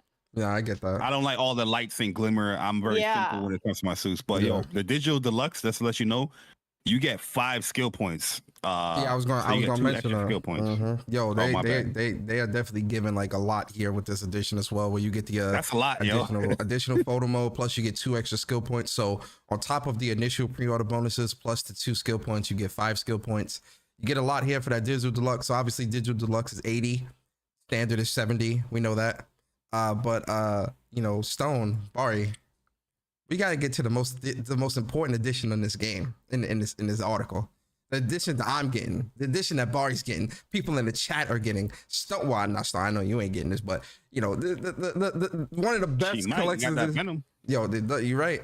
One of the best editions, collector's editions this year so far, in my opinion. The Spider-Man collector's edition, which is $230 US. So you get the full digital deluxe of the game, so all those costumes and all that. Obviously, you get the pre-order bonuses for pre-ordering it. Then you get the Steelbook, which the Steelbook, you probably can't see it too well here. The Steelbook is this concept art, which this is a must-have. Yo, I love this concept art so much. And Bari, notice Bari and Stone. Look at the concept art. What you see, Bari? Look very close. I'm sure you probably. I'm sure you know what I'm talking about. Look very closely, Bari. What do you see? Emily May Foundation. Ooh. It ain't Feast no more. This game is a good catch. This game is gonna be big. Y'all not. Don't spoil it. This is gonna be so random, but I like the scale aspect of the size of Venom compared to Peter and Miles, and how they actually made him look bigger and scarier. Yeah. In this version, instead of making him look like he was the same size or anything like that, he actually looks intimidating. Oh yeah, Venom a big boy. Yeah, Venom is a big boy. I respect that. Yeah. You know, you see a lot of fan art where they somehow make him either too gargantuan or they make him the same size. I think they really did a good what's the word I'm looking for? Sizing scale. Yeah, I agree. I agree with you. He looks very scary here. Like you could definitely tell, like, yo, this is a villain. Like, you know, so yeah. So with the collector's imagine like fighting a boss like this, and then you can just like instant switch, like you're doing a combo with Peter, then you switch to Miles, then you do his combo, then switch over back to Peter. I feel that's definitely going to be here in this game. There's no way they're going to have switching between both in story missions and open world and not have like combo switching as you fighting. Like that, absolutely, I agree, 100%. What you think of the statue, Bari? How you feeling about that statue? Yo, they nailed it with the first one. You know, where Peter and all the enemies that you fight is on top of him, on top of them. They nailed it again with the second one, man. Like this junk looks heat, man. You know what I mean? Like I said, big Venom fan, big Spider-Man fan. There's no way I'm not gonna attempt to try and get this right here. Like 19 inches. I think that's a very large, you know, like tall statue. So, yeah, man, this is a day one for me, man. I like the steel book. I like how they incorporated that art into it. I wish they would have showed like the entire, like the back and the front, but regardless of what it is, still look dope. But yeah, I'm digging the photo, man. I'm digging the statue. Just a heads up for everyone. You know, it's clearly labeled right there, but when it comes to the collector's edition, you do not get a physical edition of the game. So you get the digital edition of the game, and PlayStation been doing that. What I think all they majority of collector's edition. So yep, 100%. You know people gonna complain about that. You know how they gonna do it. Where's the physical version? You know how they do. Yeah, man, this was a big thing. Like I said, it's 230. And yeah, this is really incredible to see. I'm glad that we got the release date. Definitely going to try to pre-order this collector's edition next Friday. And yeah, man, Spider-Man 2 coming out October 20th. The only question I have with the statue is the durability of the web that Peter's shooting. You know what I mean? That's a good question. Yeah, that's a good. Obviously, it's going to have some weight, right? But you know what I mean? You never know what's going to happen. Somebody could knock it. It could fall. Is that gonna stay up there? You know what I mean? Like what is it made of? I don't know what statues are made out of, but I know it's probably some heavy type of plastic or whatnot. But I want to see if that is very durable. Yeah. You know what I mean, but that's it. So let's speculate real quick before we move on, guys. So my question to y'all is, who do you think Venom is? Because Brian Ithar on stage at the Summer Game Fest, he said it's not Eddie Brock. It's not. He also mentioned something else, Bari and Stone, that really stood out to me. He said that there would be other heroes that we would be coming across in this world. Is he inadvertently confirming Wolverine? Could it be Daredevil? Let's speculate real quick before we move on. You already know who I'm gonna say. Definitely Daredevil.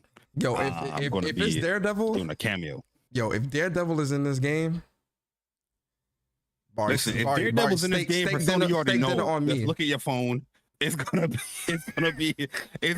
gonna get blown up. Yeah, I know. You know what I mean? I might even call Chuck too. Chuck, just off of the rip, because I know he hates Spider-Man. I'll call him too, like, yo, Chuck. You know what I'm saying? Facts. But who do you think Venom is? I think who Venom is? I'm going with Harry. Going with Harry. Like throughout the whole game, it's straight up. So it's gonna obviously get to Peter, but then after Peter, Harry. That's gonna be the main. Either Harry Yeah, I think it's going to be Harry because there were certain. I mean, Venom. He definitely had a lot of hosts, but I think the common answer is going to be Craven.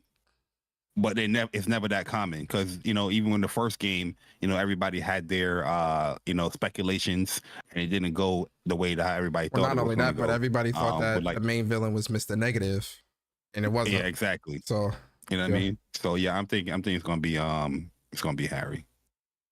What about you, Stone? How you feeling? What do you think? I could see it being Harry. That would make sense. Yeah. And I think as far as like the other heroes you'll see, I wonder if they're going with the fact that, the Spider-Verse universe is happening right now.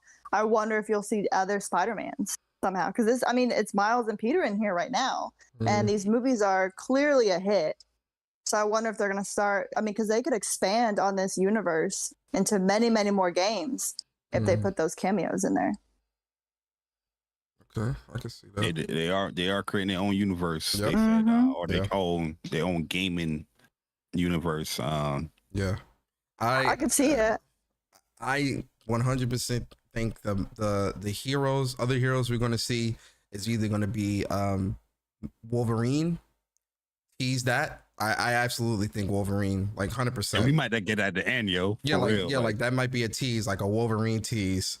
Like, or you know how like some movies, how like with movies, like especially with like the Marvel movies, they'll show you a scene for a movie that's a different movie. Like it's not their movie, but it's like setting up like a whole universe, like how they did the MCU. I can see them doing some type of scene in the game where Peter comes across Wolverine. They have a conversation or whatever. Or Wolverine's like, Peter, I need your help with something. It's a matter of life or death, or some crazy shit like that, and kind of ends like that, right? Because Wolverine, they said he's gonna have some run-ins with some people in there. I can see Spider-Man being in there helping him out, and comic book wise, Wolverine and Spider-Man have had many run-ins in that universe. You feel me? So I can absolutely see it being Spider-Man and whatnot, and Wolverine. And I can see Daredevil as well, because Daredevil is also very prominent in New York, has a lot of run-ins with Spider-Man as well. And he also is pretty popular. Plus the show is coming out pretty soon. So and Hell's Kitchen is a big area in this map and world. It could be one of the Avenger characters too, because you got a big Avenger building there. You know what I mean? But I don't think whoever they said is going to be like in the game, it's not going to be like, oh, it's going to be a big playthrough. It's just like a short little cameo. Yeah, it's going to be a cameo. I don't see them. Things. Yeah, I don't see what them. Would y'all think about, what if you saw Deadpool, right? What if you saw Deadpool and then Insomniac was going to make a Deadpool game in the future after Wolverine? I welcome that. Oh, I'm with that. I actually welcome that, because I would be with it too. I was just curious. Deadpool and Wolverine, they comic book wise, it's accurate. And they've had some run-ins as well. Plus, Deadpool was, if Insomniac is setting up an X-Men-esque type of thing going on or whatever, or even Avengers, Deadpool kills the Avengers or kills the is it Avengers or I forget which one. What comic book run was that? Deadpool kills Marvel or kills the Avengers? I forget which one. But Deadpool was also part of the X-Force, which is a X-Men type thing. So I could definitely see it. I could definitely see it with Deadpool. Really, truly, if they want to get fancy with a Deadpool, because Deadpool actually, had the symbiote before Spider-Man. That's why the symbiote went so crazy. It couldn't handle Deadpool, and then it went to Spider-Man acting and changing the feelings and all that stuff with it. We learned that in very, very late. But I can Deadpool will be a dope character too. Yeah, I agree. But me personally, I need that Daredevil. Me personally, I need that Daredevil. Yo. Yeah. I would love to see how they do a Daredevil game, man. I mean, it's no coincidence that they're doing Wolverine right at, like, they can pick any character and they chose Wolverine. Something specific. And y'all heard it here first. I think Hulk is going to show up in the Wolverine game. Oh yeah, facts. Or you might see like a Bruce Banner type thing. Or Bruce Banner or something like. Although I think Hulk as well, though. I think Hulk is going to be there. Doctor Strange could be a go. There's a lot of cameos in 2018. You had all the the Phantom of New York in there. Yep.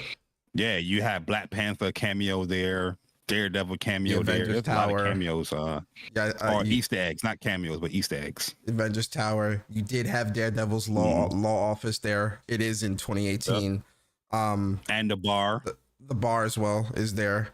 There's a lot of like cameos and things like that. Like they can go any direction. Like even if they went strange, that would work as well. So, but yo, let's move on because we can talk about Spider-Man theories all day. But yo, let's get into something a little bit more gory. Something that might have a fatality. Yes, I am talking about that Mortal Kombat 1 Bari Stone. We finally saw gameplay of Mortal Kombat 1. Shout out to Ed Boon. He was at Summer Game Fest and he broke down the gameplay changes that we can expect to see with Mortal Kombat 1.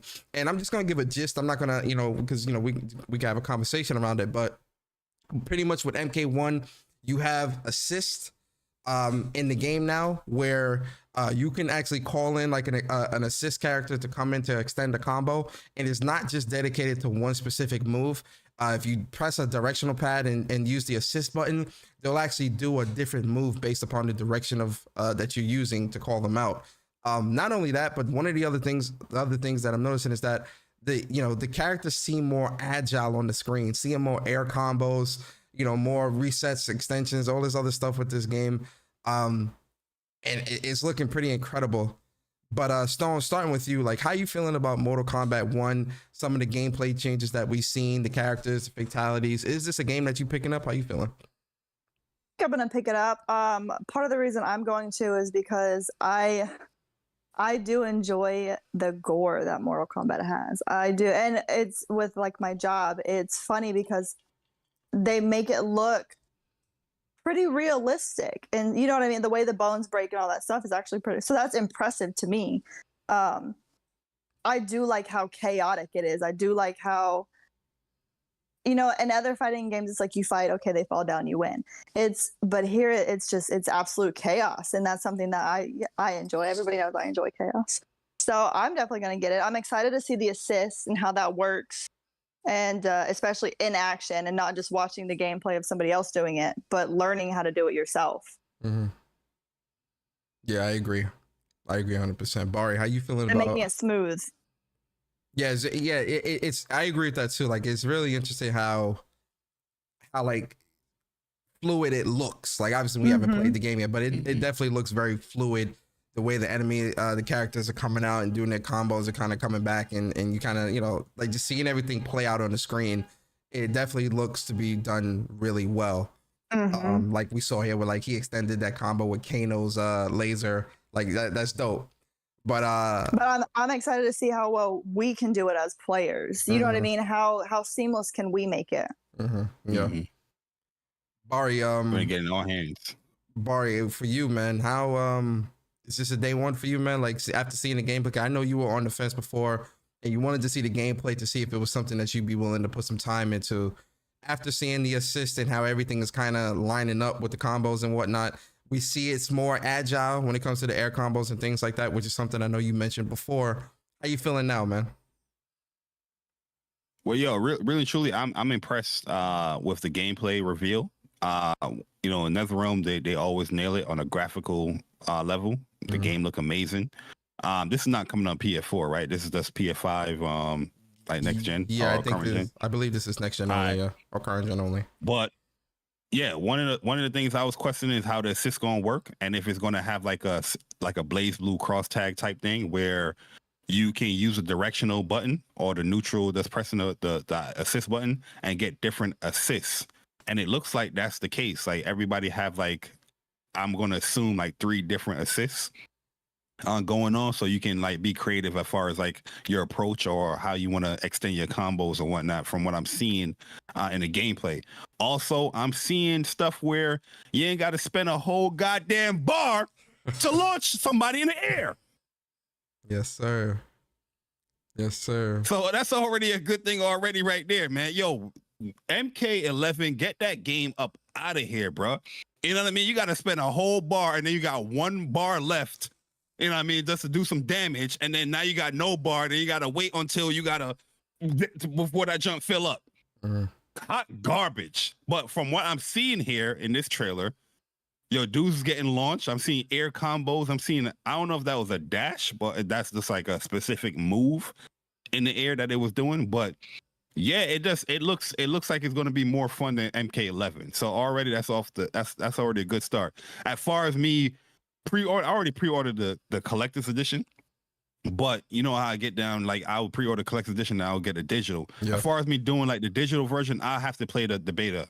You know what I mean? Because what is being shown here, it looks great, but Stone makes a good point. Like, how is it going to play like in the hands and how is it going to feel in the hands? Yeah, that's a different story. So that's why I'm gonna wait for that beta. Hopefully, I get in to the beta and see what it is. But overall, I got to give him the kudos. The combo wise, it looks great. It looks more Switch, right? Yeah, it's coming.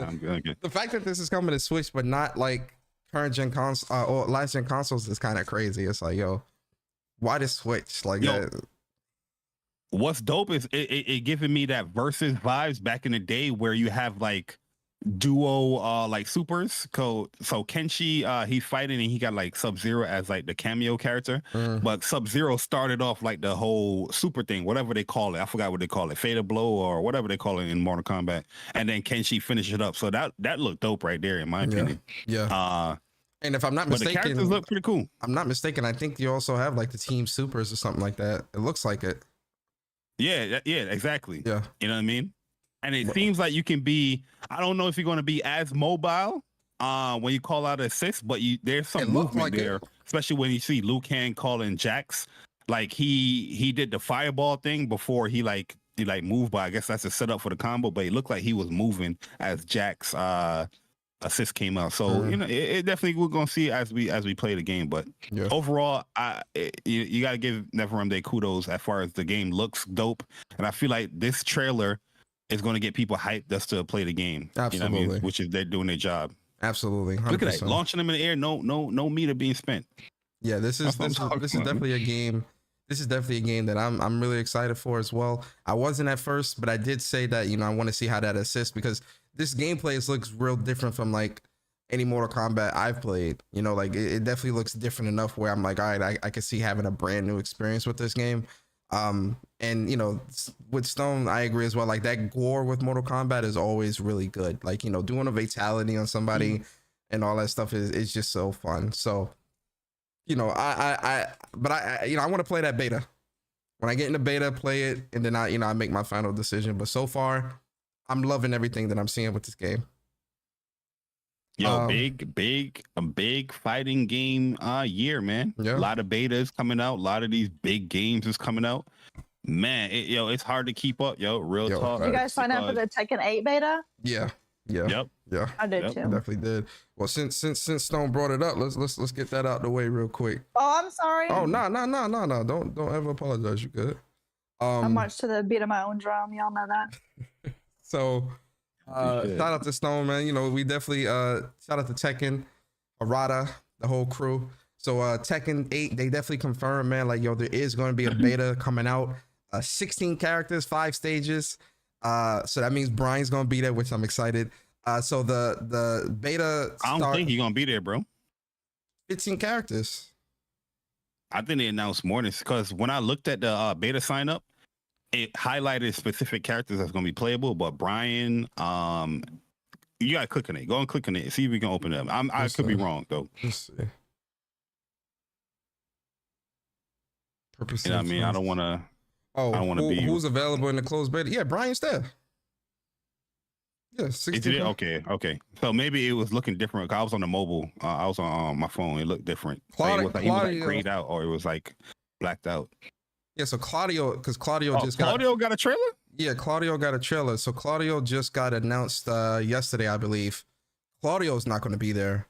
So it's going to be up to Brian Feely. Claudio not going to be there, which I'm fine with, because Brian is going to be my main in Tekken 8 anyway. So I'm not really sweating that.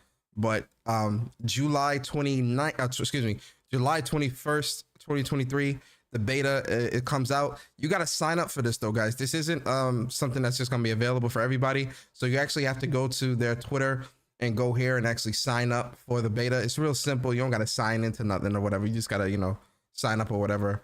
And I hope that you get in. I hope I get in. Just choose the platform, and that's a key thing. It's gonna be a week early on PlayStation platforms first. So I think it's that first weekend, the 21st, July 21st, and then the 28th is on PlayStation. Then it opens up to everybody else the following weekend. It is a first come first serve system. Yep. And they have a limited number of keys. So I feel like PlayStation gonna get the. I feel like PlayStation definitely gonna get. I feel confident that I'm gonna get in. So yo, Dre, I don't know when Claudio was announced, but he there on that screen that was on the show. Claudio got announced. My girl's there. So Claudio got announced yesterday, didn't he? Yeah. Really? So. Let's see. I didn't see the trailer, bro. The last trailer I saw was the Brian one. I don't know then. I don't know. I don't know when Claudio got announced. Anyway, so yeah, Tekken 8 beta. That's pretty dope. But yo, let's get some of these super chats real quick. Yo, shout out to Julian. Appreciate you for the super chat. He says, so okay, fine. Good morning to everyone, especially Guile players. That's salt of the earth. And then shout out to Julian for the super chat. He says, that makes sense. Stone would like the evil Spider-Man. You talking about Venom. And then shout out to Vibes Worldwide. Appreciate you for super chat. It says, not gonna lie, I'm a bit salty. There's no physical deluxe edition, but I'm still hyped for Spider-Man 2. Still gotta see Spider-Verse. Yo, if you haven't seen Across the Spider-Verse, that's one of the best movies out this year. See that. Yeah, that's one of the best movies. That's one of the best movies out this year. No cap. And then shout out to Henry Heck, man. Appreciate you gifting a WUPS Nation membership, man. Shout out to you, Henry, man. Appreciate you for the support always, bro. And shout out to Cooking Kung Fu for becoming, getting that gifted sub and becoming a member on the WUPS Nation, WUPS YouTube channel. Appreciate you, man, always. And then big shout out to King Kiso. Shout out to you, King Kiso, man. Week right there. 13 months as a member of the WUPS Nation. He said, best PlayStation podcast on YouTube. Yo, thank you, King Kiso, man. We appreciate you, man, so much, man. Big shout out to you, always rocking out with us, bro. All right, Bari. I know, Bari. You antsy. You see, I get it, and I want to talk about it too. Come on, we talking about that Final Fantasy. Muy bien. Yes, sir, man. Let's get into this Final Fantasy, man. One of the biggest trailers and biggest surprises shown at this summer game fest about that. Stone and Bari is Final Fantasy VII Rebirth, which is the second installment in the Final Fantasy VII remake series trilogy that's be coming out. And we finally got a proper trailer. Last year we only got a quick little snippet of Cloud and Sephiroth walking in like a dream sequence or something like that, or a flashback or whatever. What we see, or that might have been them walking to Nibelheim in a flashback. That was the Nibelheim. That was the Nibelheim situation, right? Yeah. Okay. Yeah, Cloud was thinking that he's that, but he's really was just a grunt in the background. But. Got you. But this time we got a full-fledged trailer, 3.5 minutes of gameplay, open world goodness, combat, confirmation of some characters that we'll be able to play as, and the goodness in between of Final Fantasy VII. Stone, starting with you. You are a guest. I know Bari gonna take up like 30 minutes, so I'm like, Bari goes last. Oh, so, no, I'm gonna be sure. No, you're not. No, you're not. He's lying. This Final Fantasy VII, he's not. He's lying. Stone, starting with you. Are you a fan of Final Fantasy VII? Like, are you excited for this at all? Like, what's your thoughts on all this? I haven't played Final Fantasy VII since the original 2-disc PlayStation. You know what I mean? Like, that's the last time I played. I didn't play the remake, the newest one. 3 discs. I think mine's 2. I don't know. I sent you a picture of it. I opened it up. Listen, Stone valid, yo. Stone, that's my homie right there. But I ain't even gonna hold you. When she sent that pic, I was a little chill. I was like, yo, Stone, let's talk for a second, yo. Yeah, I still have those. But I mean, like I said, I haven't. They're on display. I haven't touched them since the original PlayStation. I have to keep them safe so they don't get scratched up. She got gold in her hand. I have 2. Real talk, that disc is that black disc is worth, like, I'm not even kidding, like $600-700. I'm trying to tell her, yo. Like, if you use the sell that, you can easily get a G for that. If you was to sell They're in that, you prime could easily get condition. like $1,000 for that. I'm not even kidding. You get a lot of money for Good, that. that can pay for my Spider-Man. I'm just kidding. I'm excited. I want to see. My thing is always with any game, no matter what it is, even if I'm excited for it, I like to see people that I know try it first if I'm on the fence about it. Because there's people in the community that I do trust with their opinion of games. And so I would be eager to see somebody who's a big fan of the franchise play it to hear their thoughts. Because I'm not a diehard fan, I wouldn't, you know what I mean? I wouldn't know as much and I wouldn't understand, like, they're like, oh, this system is this or this is this. I wouldn't know what those changes meant.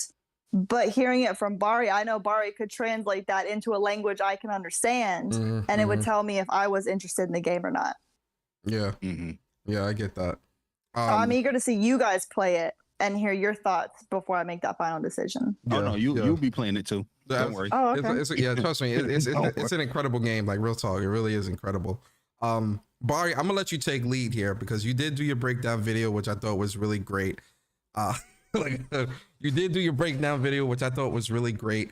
I kind of want you to take lead here as like the super fan of 7, and I want you to take the lead here with us and kind of talk to me about the trailer, talk to me about how you feeling, certain things that you're noticing. I think one of the things that we were talking about this yesterday after the stream, the team attacks.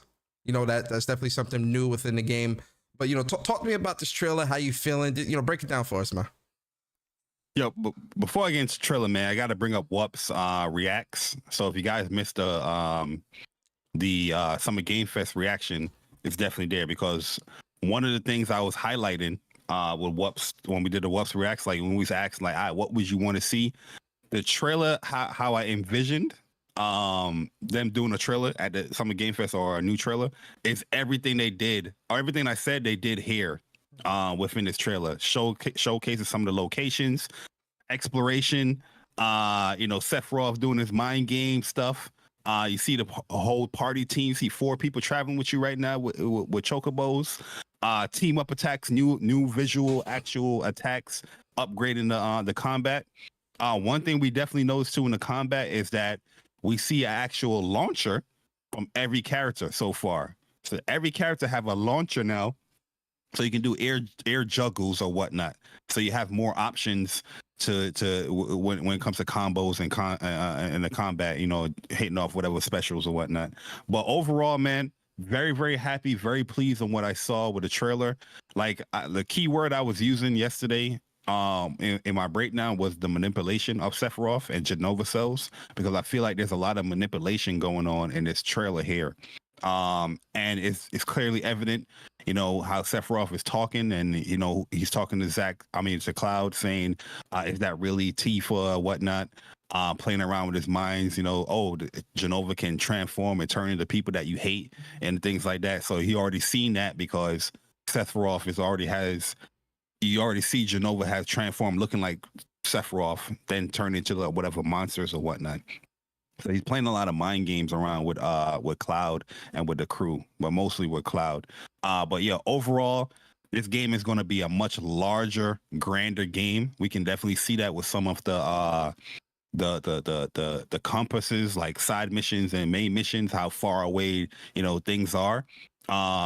A lot of the things like in the original game, like you remember in the Junon area in the original game, Fort Condor to Junon, there was like these little forest patches that you was walking over. But now within this remake, you're actually exploring in those areas. You know what I mean? Rather than just walking over them. So those are the things that I'm loving, that I'm seeing how much detail and attention that they're putting into the game. Just going into more levels. Midgar, they made a whole game out of Midgar. So imagine what they're going to be doing with this whole world now that we've seen here. And yeah, I watched this like 20 times though, this trailer. I done one breakdown video. I'm definitely going to do more. Talking about theories and things like that. That first video, I just wanted to break it down, talk about a few things, but we're going to get into the nuances and things much more with this video. But 2024 Persona, early 2024. I want to ask you when you think the release date is going to be, like a specific week or a time frame. Now that they confirmed it's 2024, early 2024. Yeah, man. You know, early 2024. I definitely feel like we can see this game release in April, where the first game released. That original time frame, because I think the first game released like April 12th or something like that. I can see this game releasing around that time as well. Yeah, I mean, yeah, because when it comes to when I see the words early and a specific year, sometimes they never play around to like, oh, it's not no January, it's not no February. It be coming out like April, May, and these developers think that's early. Same thing with like Ratchet and Clank. They promised that early 2021, but that came out when like a little bit later, closer to the summertime and whatnot. I'm gonna guess this. I'm gonna assume this. I'm gonna say like late February, early to mid March. Is because there's a lot that they're showing here, man. A lot of open world exploration areas. Obviously, we're still on the first continent that they're showing here, but still, well, no, they actually show a part where you're talking to Budahagen in the Cosmo Canyon. So there's a lot of stuff being showcased here, and the way how the developers are talking about, yeah, they're just trying to nail down a release date. Yeah, everything is good to go. I feel like they're very confident. I'm getting a 16 confident type vibe. You know what I mean? Like, yo, we're just bug fixing and stuff like that now. I think this game is done. It's good to go. Obviously, it's done because early 2024, but doing like patchwork and all that stuff. Cleaning up the bugs and stuff like that. Yeah, that's why. Yeah. But I feel like they're also kind of gauging, you know, like that time frame. I don't know. I just feel like April seems like a sweet spot because you know it's early enough in the year. It's only 4 months into the year. You know, you still got 8 months left of the year. So I think it's still early enough where it falls within that early 2024 time frame. But also, I feel like, you know, when it comes to like releasing 7, I do think they want to give 16 enough time to shine in the light. Oh, that's a big game. It's a big game. That's a big game, right? And one of the things that Yoshi P has said as well is that he has an 18-month plan for the sales and the success of 16. So I feel like whatever plan Yoshi P is building around 16, I do think that Square will respect that and try to give enough of a breathing room between both 16 and 7 to allow for them both to shine with an adequate amount of time, respectfully. So that's why I think April is a sweet spot, because from now until April, that's about 10 months. It's enough time. You know, it's one thing I noticed too with this trailer. The frame rate. Spot on, man. Pretty clean. Yes, pretty clean. No hitches, especially in the combat scenarios. No hitches, no stutters. Yeah, yo, I can't wait to get back to that. This game's gonna be expansive, man. I can't wait to get a big game. I can't wait to get back to that 7 combat, man. That combat, that's a very fun combat system. I want to ask you guys a question. I booted it up. I booted it up the other day too because I was doing the whole Weiss fight again. I've been fighting Weiss just for fun of it now, but yo, let me ask you a question. Combat, and this a little better. Let me ask you both a question. I got 2 questions. I'm gonna ask you guys. Do you think, what sequences do you think we'll see, or if at all, do you think we're gonna get any type of Zack sequences in this game? And where do you think that's going to fall? 100%. We're definitely going to get some Zack stuff. Just by the beginning of that trailer, we saw that they're talking about a huge tornado. You know what I mean? And we did see that when it came to like the end of Stone. You ain't finished remake 7, right? She didn't finish Reunion. You didn't finish Reunion neither, did you? Because that was something. All right, so we won't go too deep in it because I don't want that. So I do want you to play with it, but I will say that that won't bother me. No, I don't want to kill somebody's joy, because really, truly, it's an incredible game. You should play. Stone already know. I've been hitting Stone. I was like, I want you to play this game, but she played at whatever her pace and whenever she get to it. But and I don't want to ruin any of that. I know you say you got, you forget, but nah, this is a special place in my heart. I want the raw, visceral reaction whenever you complete the game, right? So there's a certain situation that happens at the end. Well, this is a spoiler. In Zack's sequence at the end, and in the trailer here, they're talking about that sequence, but the main cast died. So there's two timelines Yeah, going I on know the here. story behind it. Yeah. So there's two timelines going on where we see the end of the game. Cloud is walking. The Cloud in the party is walking like this way. They're walking ahead to like Calm, and Zack is walking into Midgar, and he's holding Cloud. But in the beginning of this trailer that Persona is showing here, so this is not spoilers. This is in the trailer. We see those characters dead. Which is not the case that we know that the timeline that we are playing the game with the characters. So I definitely do think that Zack is definitely gonna have a big playthrough or a big, sequence in this game. And somehow the two timelines is going to intertwine somehow. Because if Sephiroth can travel through different timelines and manipulate certain things, why can't Cloud or Zack? Not only both that, have Genova cells in them. but if you listen really closely to this new trailer that we saw for Rebirth, they mentioned Reunion. And so if you played Crisis Core Reunion, I remember what's his name? He said there was a reason why they were calling it Reunion, and I don't want to spoil the end of that game, like this the little cutscene you get at the end of that game, but something happens where it's a cutscene, and it's kind of like, whoa, okay, like what's going on here? All of that, and I think there's a reason why they released Crisis Core Reunion, Crisis Core, and call it Reunion. All of that's going to tie into Rebirth, and so we're definitely seeing like all of that. We're definitely going to see a lot of that. I think a lot of that stuff play out with Rebirth, where we're going to get the tie-ins from Reunion, the tie-ins from the first game, all of that with the timeline and all that.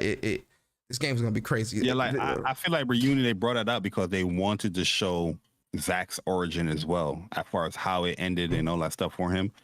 Because clear, like in this game, it's completely different because now fate, destiny is changed. So, like to answer your question again, yeah, I do think that Zack is gonna have a big play.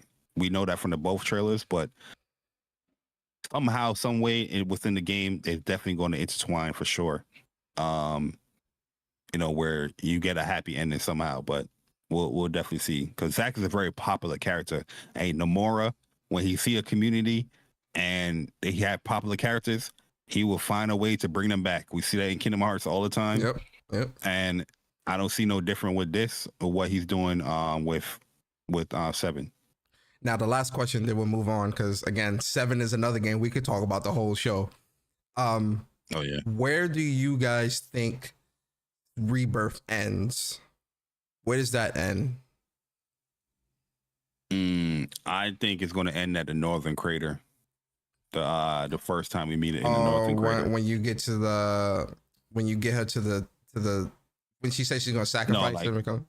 When a team splits up and everybody's gathering up for the reunion. Oh, got you. Okay. I think it would end somewhere around there. And then Cloud, he drops into the live stream, and everybody dissipates and separate. I think it will end around there. You agree, Stone?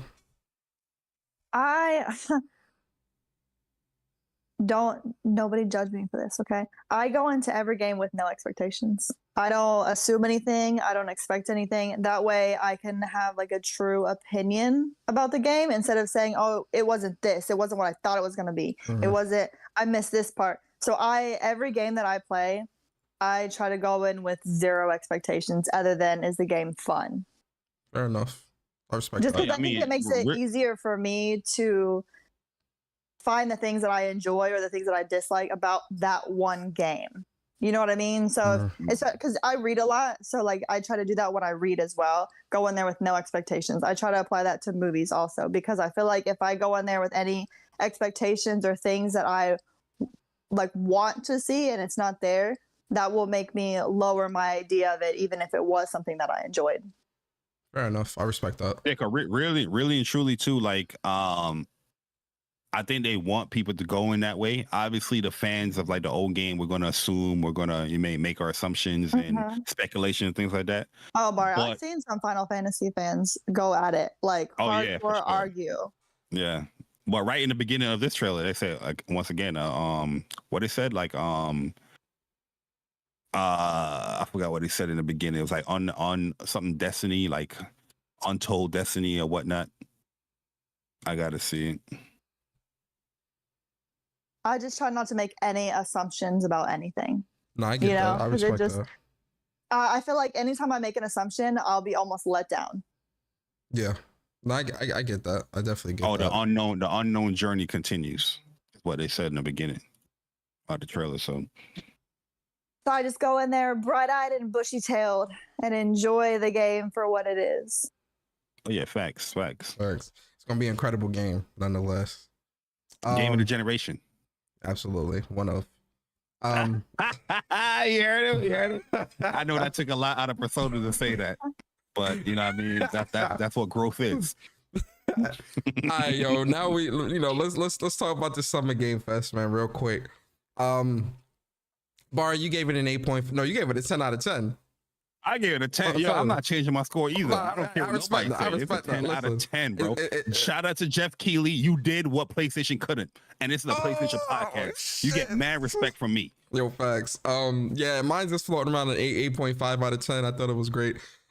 Stone, did you did watch the Summer Game Fest, right? Yeah, I watched it with you guys. Yeah, you did. What score did you give it? I would say honestly, a 7 for me. Mortal Kombat really did it. I was kind of sad they showed it so early on. Mm-hmm. And then there was it felt like there was some filler in the middle. Absolutely. For me personally. So it was we started off with the bang, there was some filler, but I also know that, they have to show games for everybody, right? Mm-hmm. That Mortal Kombat looked good. I honestly got super hype about the Final Fantasy information just because of you guys, just because to see how happy all the people around me were. That actually made me happy and me hype for the game. And then the other game, what is it called? The Immortals or the Avium? Oh, Immortals of Avium. Oh, Immortals. I think that looks really cool. I want to try that. Looks good. Mm-hmm. Yeah. I want to try that out. So there was some stuff that I saw. There's some stuff that I think that I'll try to I like to try different stuff to expand my horizons. But I don't know, with these shows lately, there hasn't been a lot of stuff that really just floored me overall. You know what I mean? There hasn't been anything that I'm I need this game right now that I didn't already know about. That's fair. I think because I know there was a couple people that were like, oh, well, how are you giving this game a higher score than PlayStation Showcase?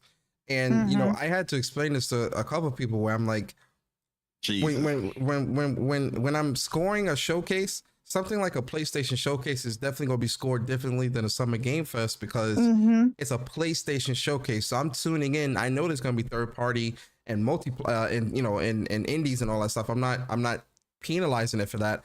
I'm judging it from a first party perspective, as opposed to a Summer Game Fest that's everything. And so you judge it accordingly.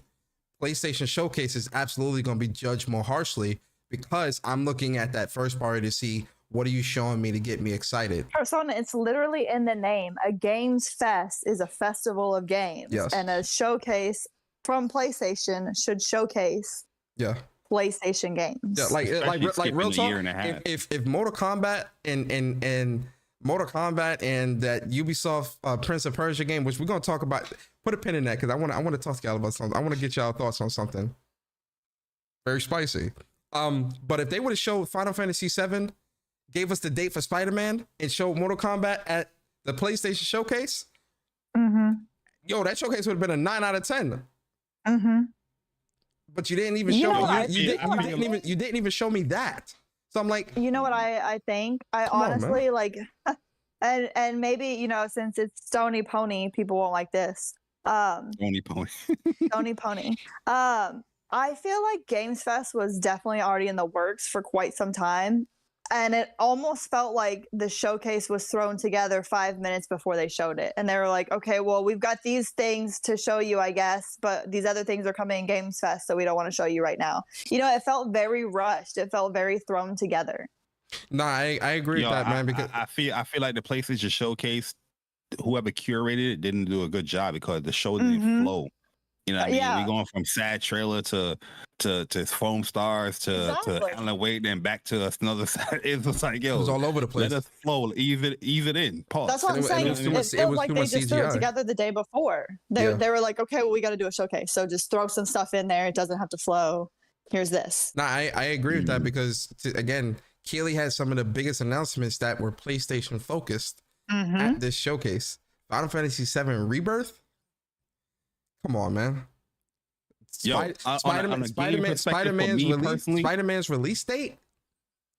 Come on, man. Yo, Persona. That's what I'm saying. Like, I feel like threw me off. So I'm just like, yo. Jeff Keighley's show was like a follow up to the PlayStation stuff. Like, it was weird that we couldn't get all that information right there 2 weeks before. But yeah, it felt like everything that you expected to be at the PlayStation show, Jeff had it at his show, which, you know, congratulations to him. Yeah. But, you know, on a gamer's perspective, for me personally, I gave it a 10 out of 10 because there's a lot of hype games. Obviously, if you look at both reactions, 2 different reactions when it came to PlayStation Showcase and the Jeff Keighley show, right? Summer Game Fest. But when I think about it objectively, you know what I mean? And the damper it calls on the channel, it's a 2 out of 10. Stop showing these goddamn movies at these showcases. Stop with these commercials. You got these ads and all this stuff, Samsung ads all over the goddamn place. Like, Jeff, I know you got to pay the bills. I understand that. You got to pay for the venue. You got to pay for the space, and you got to pay for the event. I understand that. But, yo, that was a little bit too much. But you had Final Fantasy VII Rebirth there, so I forgive you. Yeah, the movie stuff and the show stuff, man, that stuff just doesn't. I personally don't think that, even if it's based off a game, I don't think that stuff has a place at a game showcase. It's not needed. It's not needed. Yeah, it's not needed. I think it becomes worse when it's, so you'll have an Xbox showcase, you'll have a PlayStation showcase, and they show these movies or shows there, but then you also have to see more at the Games Fest. I feel like it wouldn't be so, like, such a hostile reaction if they only showed it at the Games Fest. You know what I'm saying? If they had a designated spot for that instead of showing it at all of these, because it feels like it takes away from gaming as a whole. Not only that, but it's so strange to me. Again, going back to Summer Game Fest, how is Twisted Metal, if you're going to show something PlayStation related or adjacent to PlayStation, how is that not at the show? How did you not show the Twisted Metal stuff? Nah, don't ask that question, man. Because now you're playing into the whole show, I'm not playing TV show. I'm not playing into that. But what I'm saying is, it just seems it seems so weird when you look at it, like how PlayStation did this showcase, because it didn't really seem focused or centered around PlayStation. I feel like Summer Game Fest was more focused and centered around PlayStation. Yo, you ain't telling not another but a lie. And so, like, it just seems so strange. And so, like, for me, it's just like, yo, man, like, it is what it is. Summer Game Fest was an 8.5, man. I thought it was great, man. You know, it showed a lot of things there that I was just like really hyped for. Good energy, you know. You didn't take any points off because there were no women on the stage. Okay, bye. Ooh. Was it? No, there wasn't. What are you trying to say, Stone? They need more. You know, I didn't take any points off because there were no women on the stage. Oh, people was doing that? Whoa. Did you not see the article? Whoa. Yeah, there was an article. Oh, about no, that. I ain't seen that. Oh, yeah, there's an article where they were like, the Games Fest had no women. And I was like, there was like no cool. women on stage. So, like, I know what article Stone is talking about. So there was an article where they were saying that disappointed because there was no women on stage at the Summer Game Fest. That's a real touchy. No, real talk. I don't not to sound like insensitive or not, but I don't ever think about stuff like that, man. I don't either. You know what I mean? And I'm a woman. I wasn't like, this showcase gets a 0 because I didn't see one woman, not one. Yeah, Stone, take the lead. I'm gonna let you take the lead on this. Go ahead. Okay, so today might be the day that I get canceled. I don't believe in placing somebody up on a stage to have a tick on a box. I don't think that you should put anybody up there to be a token of we support you. If there was a woman who dealt with the creativity of a video game in some aspect, and she was available to be on the show and they asked her to, then I would fully support that. But I don't think you should just place somebody up there to say that you did it, because then you're being a social justice warrior. You're not standing for anything. So I don't feel offended that there wasn't a woman up there. I feel offended that I had to watch trailers for shows. But people don't want to talk about that. Yeah. My mind over work that way. You know what I mean? I'm just like, I'm here to see what I'm going to be able to play. You know, am I going to buy this platform or I'm going to pre-order these games? That's what my mind is like. Being a man, woman, black, white, rap music, rock music. I'm not even thinking about none of that stuff, man. Exactly. Like, right, you're looking for games. Yeah. Crazy. Well, you know, I didn't even know that. I'm gonna be honest. Like I these types of subjects are always so touchy because you know how when you start talking about things like this that kind of take it outside of the realm of gaming and bring it into the real world. You know how you know how people can get. So I'm always, especially online on the internet, I'm very cautious about speaking about these things in great detail, just because the simplest disagreement can turn into your life ruin, you know. So with stuff like that, you know, I don't know, like I in the moment I wasn't thinking about it in that way, so I don't know, like I don't know how to respond to that. I'm gonna be honest, like I just don't know. That's just not what I'm watching. I'm just not gaming showcase for. I can almost understand if it was the awards show because you have presenters, I get that, fine, okay. But we're here to see games. Yeah. I don't care to see, and respectfully, I don't care to see actors. I don't care to see TV show ads. I don't care to see an Xbox you can't buy. I don't care to see a Pokemon car. I don't care to see any of those things. I want to see the games. Yeah. That's yeah, I agree. But to stick in that realm, another big stink that was being made around Twitter was, the fact the disdain for the rap music in the Prince of Persia trailer. Me personally, I really did not see no issue and maybe because I don't know why. Maybe because and I love all genres of music. Like my musical palette is very, very vast. Like I don't just listen to rap music. I listen to R&B and alternative and rock and anime music. Like I listen to everything. Like really, really and truly I do. Watching that Prince of Persia trailer, I really didn't look at it and think, oh yeah, this music did not fit, because it was supposed to be a hype trailer. So you playing hype music, it was a hype trailer to show the character and the combat and all this other stuff. I didn't really see an issue there, but Stone, Bari, how did y'all feel about that trailer? Did you think that the disdain that a lot of people in the community were showing for it, was it valid? Were you put off by the music in the trailer? Talk to us. Yo, I'm gonna be honest with you. Yo, I was confused. Like I kept seeing people talking about rap music on Twitter. So I was like, what the hell are people talking about, man? Like I was confused. But then I just quickly search it up and I see the complaints. I see, the little video clips and all that stuff. Like, to be honest with you, like coming from a content creator perspective, I could understand if anybody dislike any of that type of music to be played in the trailer, not just rap music specifically, but any type of, because you're gonna get demonetized, it could get blocked, things like that.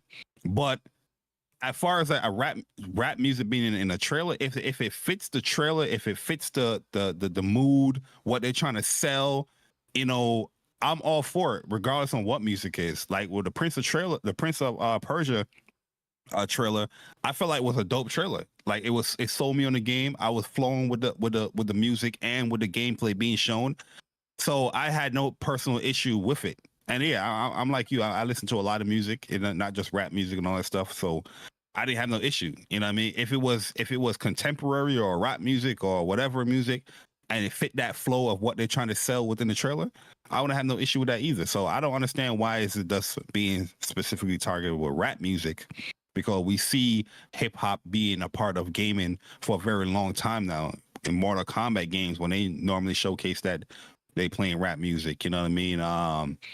It's just something that is just a part of gaming. So it's not like it's just exclusively rap music is being in these trailers. we see a whole different type of music being in the trailers. So, and it's not like every single trailer is rap music. There's a lot of diversity going on. So when you see one trailer playing rap music, I don't understand all this hate.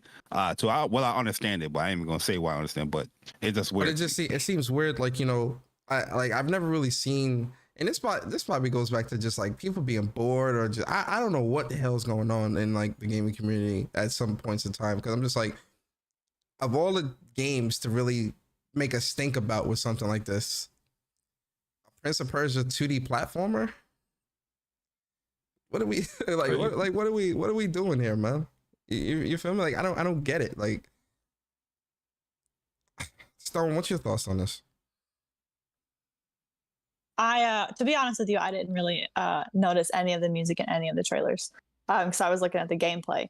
But at the same time, if it fits the vibe, it fits the vibe. I don't think it needs to be any more deeper or thought out than that. If that's the music that the creators wanted for that trailer and it fit the flow, then that's the music that is chosen. It doesn't matter what genre it is. There's music for God of War. There's music for Final Fantasy. They put music in all of these games. I don't know why everybody's acting. Well, I mean, I do know why people are acting shocked, but we won't get into that. You know, it's not. I don't see why it should be that big of a deal to people. But I think it goes back to what Persona is saying: is they're bored. You're bored, or you want to complain. You want to fight with people. You want to. You don't actually enjoy gaming for what it is. You just want to cry about something. Real talk. This might come off disrespectful, but it is disrespectful. Fuck it. I think people complaining on Twitter think that that's a personality trait, because that's all they do. Like, they use that as a personality trait. That's all they know how to do. Like, that's all they do. That's all they can do. Like, some. This is not the podcast for it, but this morning I see the tweet. And again, it's a personality trait. Like, there's no other way for me to explain it rather than that, where it's like, what are you complaining about right now? It's because nobody. Listen, I'll just say, okay, I know this is your show, but I'm just gonna say it's because nobody will listen to their complaints in real life, so they come onto the internet and complain to other people because they know that they can poke the fire, and there are other people who will fight with them back over the silliest of things. If you don't like the music, put the TV on mute and keep it moving. Shout out to Stone. Like, why focus just on the music? Did the gameplay intrigue you? Was the Right. game? That's but that's what I'm saying, Bart. It's like, what about the gameplay? What about the boss fights? What about the character? Like, was the gameplay good to you? Did you enjoy that? Can we talk about that? Oh, well, I didn't notice that because I was so mad about the music. And yo, don't get mad at rap or hip hop because they make trailers fire. You know what I mean? That's a personal issue you have. Facts. You know what I mean? Just say you don't have any taste in music and go on about your day. Facts. Seek help, get that situated. That's a fact. I mean, move on. That's a fact. But I'm gonna buy the game or play the game anyway. Yo, but they want that kind of game. My fault. Let me it's the wrong podcast for that. Anyway, big shout out to Ulan T Gaming, man. Appreciate you for the super chat. He says, once Square Enix finishes Final Fantasy VII Remake trilogy, what mainline Final Fantasy game besides the rumors of 9 and 10 would you like to see a full remake for? I'm gonna be honest with you, 6. Hands down 6. 6, I think, is gonna be the next popular one. Me 6. personally, 4. That's my second favorite. I want to see Cecil. I want to see Kane. I want to see everybody looking as good as they looking like the Dissidia games, or on the level of like remake. And definitely flush out that story a little bit more. They try to do it many times, but that's what I would see. But I personally, I can see 6. I can see 6 for sure. Terra. I want to see Kefka. Yeah, absolutely 6. Like, hands down 6, 100%. What about you, Stone? What FF remake would you want to see? I don't know if I want to see a remake. Fuck a remake. I want to see, I don't know. Maybe I'm needy, but I want new stuff. Mm-hmm. I respect it. Yo, no lie. I know y'all gonna kick my shins with this, but 13, man. I would like to see a 13 remake, man. I would want to see a 13 remake with 7 remakes combat. My goodness, man. Yo, a 13 remake with 7 remake combat. Vanille's voice actor. That Vanille was Lightning's sister, right? With that annoying ass voice. It's the other one, the debuffer chick with the I forgot her weapon. It was like some weird type of fishing rod type thing. I didn't like. She's I didn't character, like. but yo, so annoying, bro. Lightning's sister was very annoying in the second game. I wasn't feeling that too much. I think his name's Sarah. Sarah's Lightning's sister or something like that. But I think for me, it's just like, as far as remakes go, there's so many things you can do. There's so many stories to be told. There's so many things that are possible, and I want to see things expanded. You know what I mean? Like, it's just, especially, I think right now, like it's almost remake burnout, because every time I turn around, this is getting a remake. This is getting a remake. This, you know what I mean? Like, and that's across the board. So for now, it's like, if you want my money, then I want you to provide me with the product. Yeah. This is the great thing about what they're doing with 7 remake. And I know we're gonna move on, but it's a remake, but it has that newness to it. You know what I mean? Where a lot of things that we think is gonna be that, on the beaten path, it's not on the beaten path. It's like there's a lot of new stuff there. So. And expanding, that story's expanded. Like, they definitely have expanded a lot of the elements of the story. And see, that's why I don't mind in a remake is something like that. But it's, you know, I feel like it's just kind of burnout. More like you know what it is with 7. You know what it is too, man. Like with a remake of like Final Fantasy VI, for example. You know, like that story is incredible. Like I love every bit of that story. But I would love to see that told in like current gen times, because I feel like it would hit even more, especially when you find out that Terra is it has the is part Esper. And so she's got those abilities, and so she turns away, or when world goes from world of balance to world of ruin, and you're dealing with all that craziness of all the stuff that's going on. Like, I would just love to see that in like today's graphics and time and stuff like that. So, and again, having that 7 remake combat, man, I would love that. and it gives them a chance to kind of semi reboot the game, because they can add more elements to it, add more, you know, mini games and stuff like that. You know, like the casino game on the airship that you play with Setzer. Yeah, I just six is definitely the one, like, for sure. And Kefka, I want to see Kefka in like an acting form, because this guy is. I was always intrigued. I was always intrigued by Kefka before I played 6, but playing 6 and actually seeing him and like how he is, yo, I need to see that in today's time, bro. There are things that I would like, I guess, to see remade, but I mean, there are things from like my childhood, like things that I would like to see. Like, I would like to see a new original Monster Rancher, but remade with the technology that we have today. You know what I'm saying? Like, I think the things that they could do with the graphics as far and the new music options we have, and the new items you could put with these. I mean, there's so many things that you could do, but I don't want to see something remade from 5 years ago. I don't want to see something, you know what I mean? I feel like it's not a big enough gap. I feel like if you're going to do a remake, like, I want to see a true jump in the generation. No, I get that. I get that. Yo, who would have thought these 4 top news topics would have took up 2 hours of the show? I love it though. So I'm gonna try to breeze through some of the other news real quick, guys. We won't spend too much time on it, because, you know, we definitely want to be respectful of Stone's time. And you know, where Stone gotta go? She got somewhere she gotta go.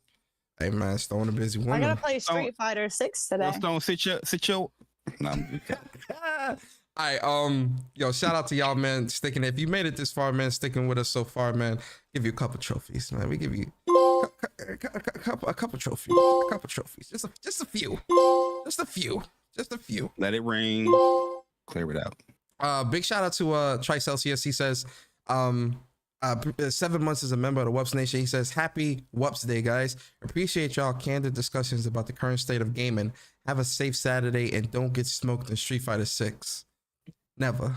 Yo, ever. Try not to. Ever. And a shout out to Oolong again for the super chat. He says, it wasn't even just the rap music. People had a problem with the main protagonist saying he was blackwashed and he not even the prince. Oh, word? Or it's because of the black He's a black character. Or yeah, I mean, those conversations are gonna be endless, man. This is the problem I have in gaming, where we just find every little nook and cranny or every little thing to like pick on, and it only happens like if this game. I know this is a PlayStation podcast, but if this game was like a Switch exclusive, I don't think we see any of the backlash about the game. You know what I mean? People just take it for what it is because Nintendo games get that warrant. You know what I mean? For some stream, if it's on any other platform, people be bringing up music, the color of somebody's skin, the hair, the water, the fingernails ain't clean, the water. I'm like, oh, what the hell going on, man? Talking about the water in the river. Oh, that water doesn't look real. Anyway, let's move on, man. Let's get through this. I'm all for graphical my bad, son. I'm all for graphical detail, but water, like in that aspect, that's something that you're probably gonna get like 5% of the gameplay. The only person that can talk about water around here is me. So if I'm not judging the water, and I got my water right here. You feel me? I knew Stone was gonna be on the show, and I didn't want her to kick my shins. So we got our water, Stone. Don't worry. Good. Stone, we're gonna talk about your favorite game right now, or one of your favorite games right now. Yes. And then Bari, we're gonna talk about one of your all-time favorite characters being in one of Stone's favorite games of all time. Well, not of all time, but one of her favorite games. I want that. And I think you know what I'm talking about. I think y'all know what I'm talking about. It is, well, you know what? I'll get to it in a Fortnite.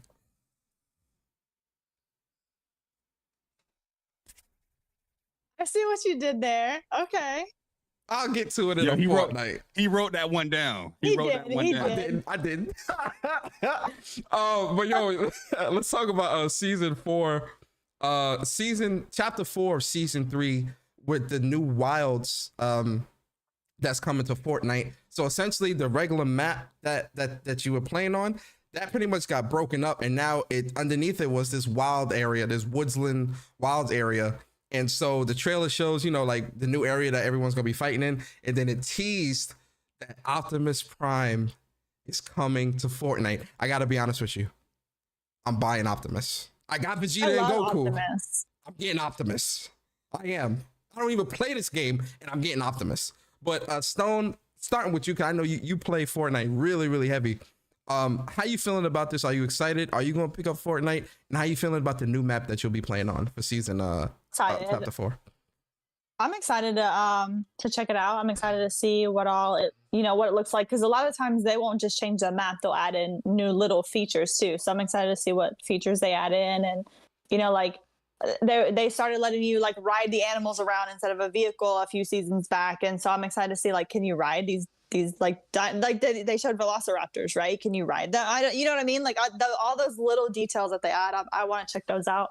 So I'll have to see if the squad's around so we can go make some people angry.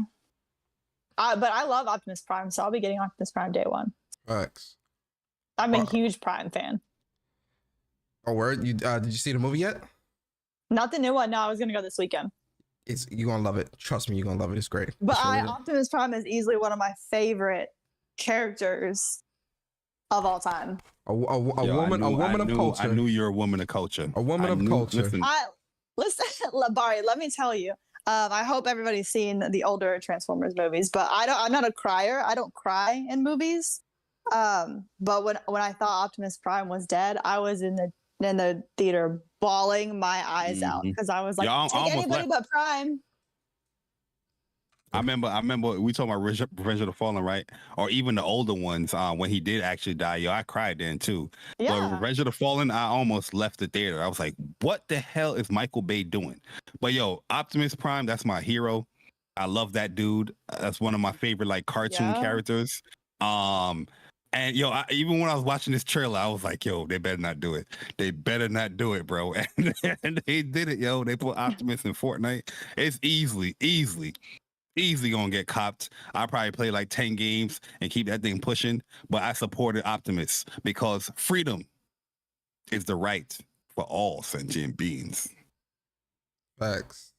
Yeah, Autobot's about to roll out on this one. I'm definitely picking up Optimus. Yo, I'm gonna play a couple Yo, if he matches can with us as well. transform while he's like running or whatnot, oh my! Or transform into the truck, and that's how his movement is. Yo, It's a wrap. Epic, real talk.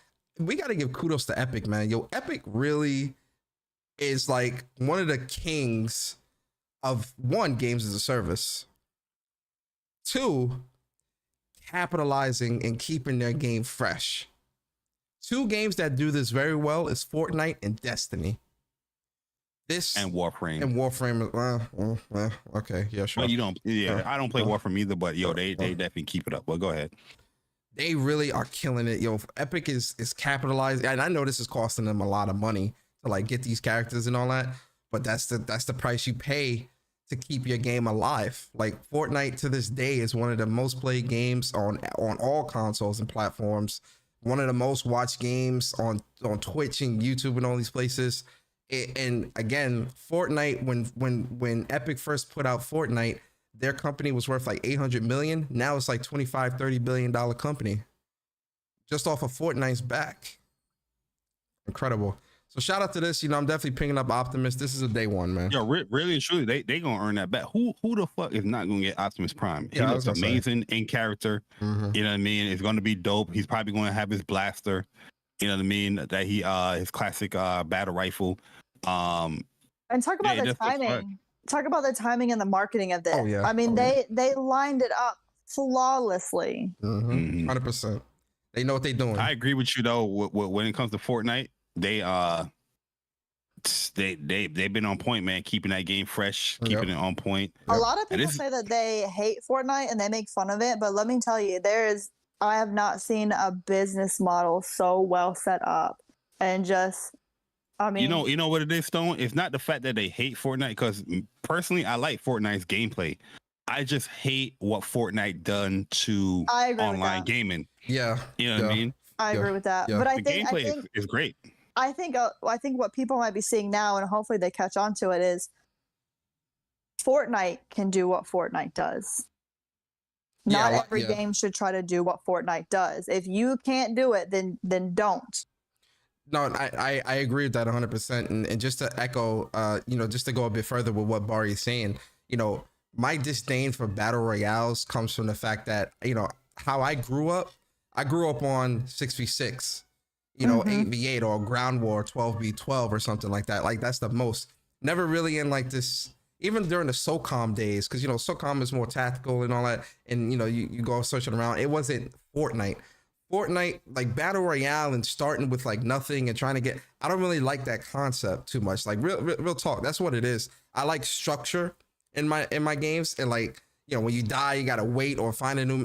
And just to go back to what Bart's saying, battle royales, not just Fortnite, but battle royales have made online gamers so impatient, but also bad at objective-based games. Like I agree. in Call I of agree with like that. back in the day, back during like the old school days of COD, I was a search and destroy, domination and headquarters guy. I never really played TDM. I was a search and destroy, headquarters, dom. Like I was objective, capture the flag.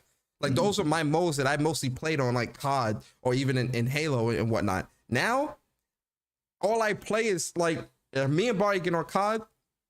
All I play is TDM and kill confirm because these teammates don't know how to play the objective. And I think battle royales and stuff like that attributed to this online community of just like. I feel like they can't turn it off, like you're Yeah. saying. Like I can switch back and forth between Fortnite and search and destroy. I can switch between them, but I think it's because we grew up playing those. But the younger generation is so entranced by this battle royale that if you try to put them into something else that's objective based, they can't turn that off. Yeah. Because even when I play, capture the flag or anything like that, they're running around just killing people, and I'm like, we have to secure this. Like that's Well, fine not if only- you got 30 kills, but we didn't secure shit. Not only that, but again, I think battle royales have killed the patience Mm-hmm. that a lot of gamers have online these days. Like that patience I is look gone. at it. I look at it as a design aspect when it comes to online games. That's why I kind of detest battle royale. It's not that I don't like the games or don't like the gameplay. I just I just think don't think it needs to be everywhere. these core multiplayer games are designing there's stuff around battle royale concepts, and it doesn't flow. It doesn't work well within actual multiplayer 6v6, 10v10, 12v12. It doesn't work well. You know what I mean? But they keep on doing it because they have a battle royale mode. So let's intertwine both modes and make you get comfortable. Nah, I don't want that shit. And then you do that with the battle passes and all that stuff. I'm earning stuff, grinding out battle passes, and I'm earning stuff for your battle royale mode. Yep. You know what I mean? Exactly. I think that's why I think that Fortnite did it so well, but it should stay there because they did it so well. That is, they own that. That is their thing. Just because they succeeded at it doesn't mean we need to put it into everything else. But you know how these companies work. You know, when they see something successful like that, it's going to be everywhere. Oh yeah, when you see the success, you're going to chase it. So that's all it is. See the clout. Stone, I think the universe knew that you was coming to the show this week because they got some news lined up that I know you're gonna love again. So we went from Fortnite. There you go. Look at Bari. I'm not going to show the trailers because I'm not trying to get our channel strucken down for showing these trailers. But no, like a copyright strike, because this is not official news. So like showing leaks and stuff like that, you can get a strike. You can get a strike. So I'm not going to show it, but we'll talk about it. So Persona 3 Remake or Reloaded got leaked. And it's supposed to be coming out early 2024. But Persona 5 Tactica, which is a strategy style Persona game, is releasing, got leaked as well. And that's releasing November 17th, 2023. Stone, I want to start with you. I know you're a big Persona fan, especially after Platinum and 5. How you feeling about this? Oh, I'm in there. Easy. The minute that I can purchase those games, purchase. No questions asked. Facts. I've got Persona 3 Portable on my backlog right now on my PlayStation. So I plan on playing both of them. Oh yeah. What about you, Bari? How you feeling? First and foremost, pack that Persona 5 Tactica shit up. I'll sit down somewhere. Nobody want that bullshit. We wanted a Persona 5 Arena. That's what we wanted. No, we want Persona 6, actually. Nah, your strategy style Persona game dope. That'd be fire. I'm definitely gonna play that and check it out. Pack that shit up, please. Persona 3 though, that game I have a special place in my heart because that's my first Persona game I played. My roommate in college put me onto the Persona series, and I played 3 and 4 back to back. And yeah, hopefully with this remake they don't tone anything out or censor anything, because that game, from what I remembered, when you call your Persona, you was doing this. Right to the head. I absolutely think they toning that down, bro. Like I think they toning that down. How do I kick Bari out of his own podcast? How do I? Nah, I'm saying I hope they don't censor that stuff, because that was like the allure to me. When I saw that, I was like, oh shit, this is kind of dope. I forgot the name of the group that they found. I know it's like something C's. But yeah, Persona 3, like that game, I enjoyed it. I think that game ticks like all the Personas follow after 3 like style, as far as like what they're doing, the flow of the game and whatnot. But I think that's a dope announcement. Oh well, it didn't get announced, it got leaked. But I think that's a well wanted one to come back to the suit. Yeah, I agree. Yeah, Steve. Yeah, it was like special extra something execution squad or something. I forgot the name of it, but yeah, I remember it was like C's. Very excited for that. Extracurricular. I think it's extracurricular or something like that, right? I've been trying to find the Persona 5 Royal soundtrack on vinyl. I want it on vinyl. Oh wow. You might be able to find that. Always hitting though, right? All the soundtracks are so good. You might be able to find that on like the Asian market, like Play Asia, or like probably like AliExpress or something like that. You can find that. I'll have to check that out. Yeah. But, you say you're getting a vinyl, actual vinyl? Yeah. Oh, that's okay. Yeah, that's dope. So yeah, man, I'm definitely excited. P3 remake and P5 Tactica. At some point, I'm gonna finish Persona 5. I know. Don't beat my shins in, okay? I'll finish it at some point. I need to do that too. Do you remember last year when I first started Persona and I said, Persona, I'm gonna beat this game before you do?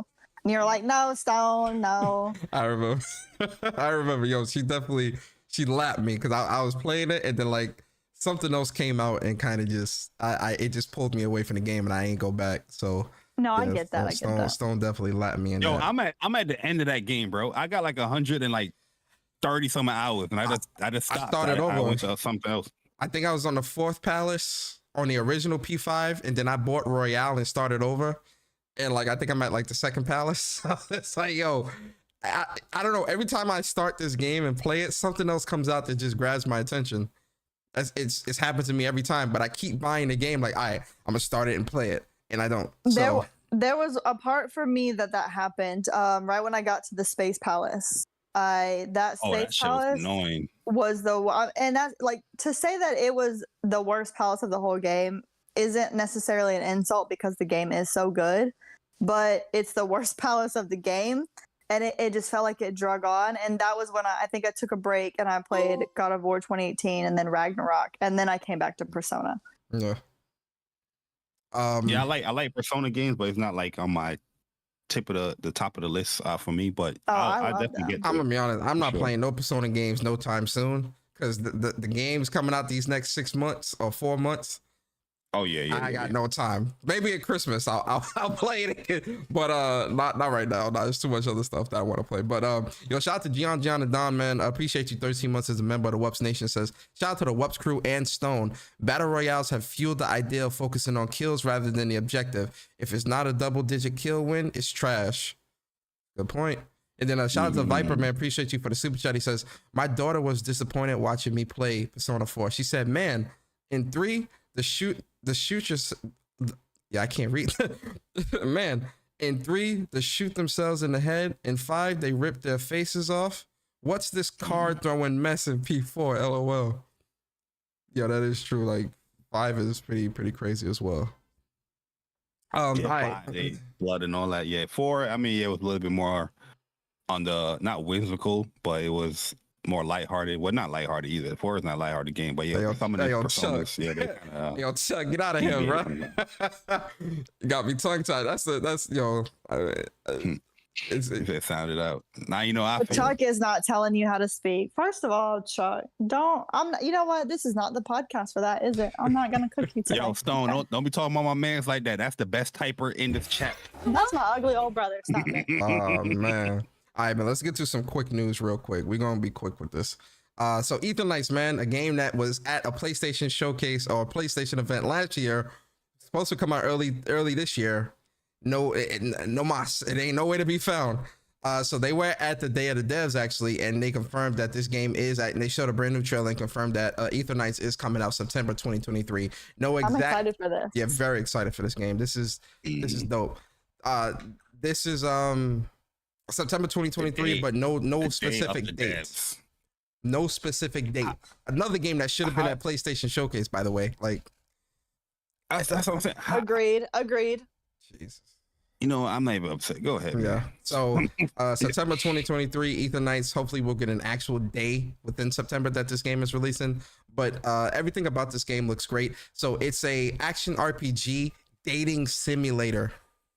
So there's the dating sim part of it, and you know, where like the teammates that you're fighting with, they have a crush on you, and like you could date them and date all 3 or date one of them or whatever. And then it's got cool mini games and all that. And then it's the action RPG part where you're trying to save the world. Run animation, dope. Save the world. So Eternights, September 2023. This is a day one. Just put the pre-order up. I'm buying this. Like this is day one. So right.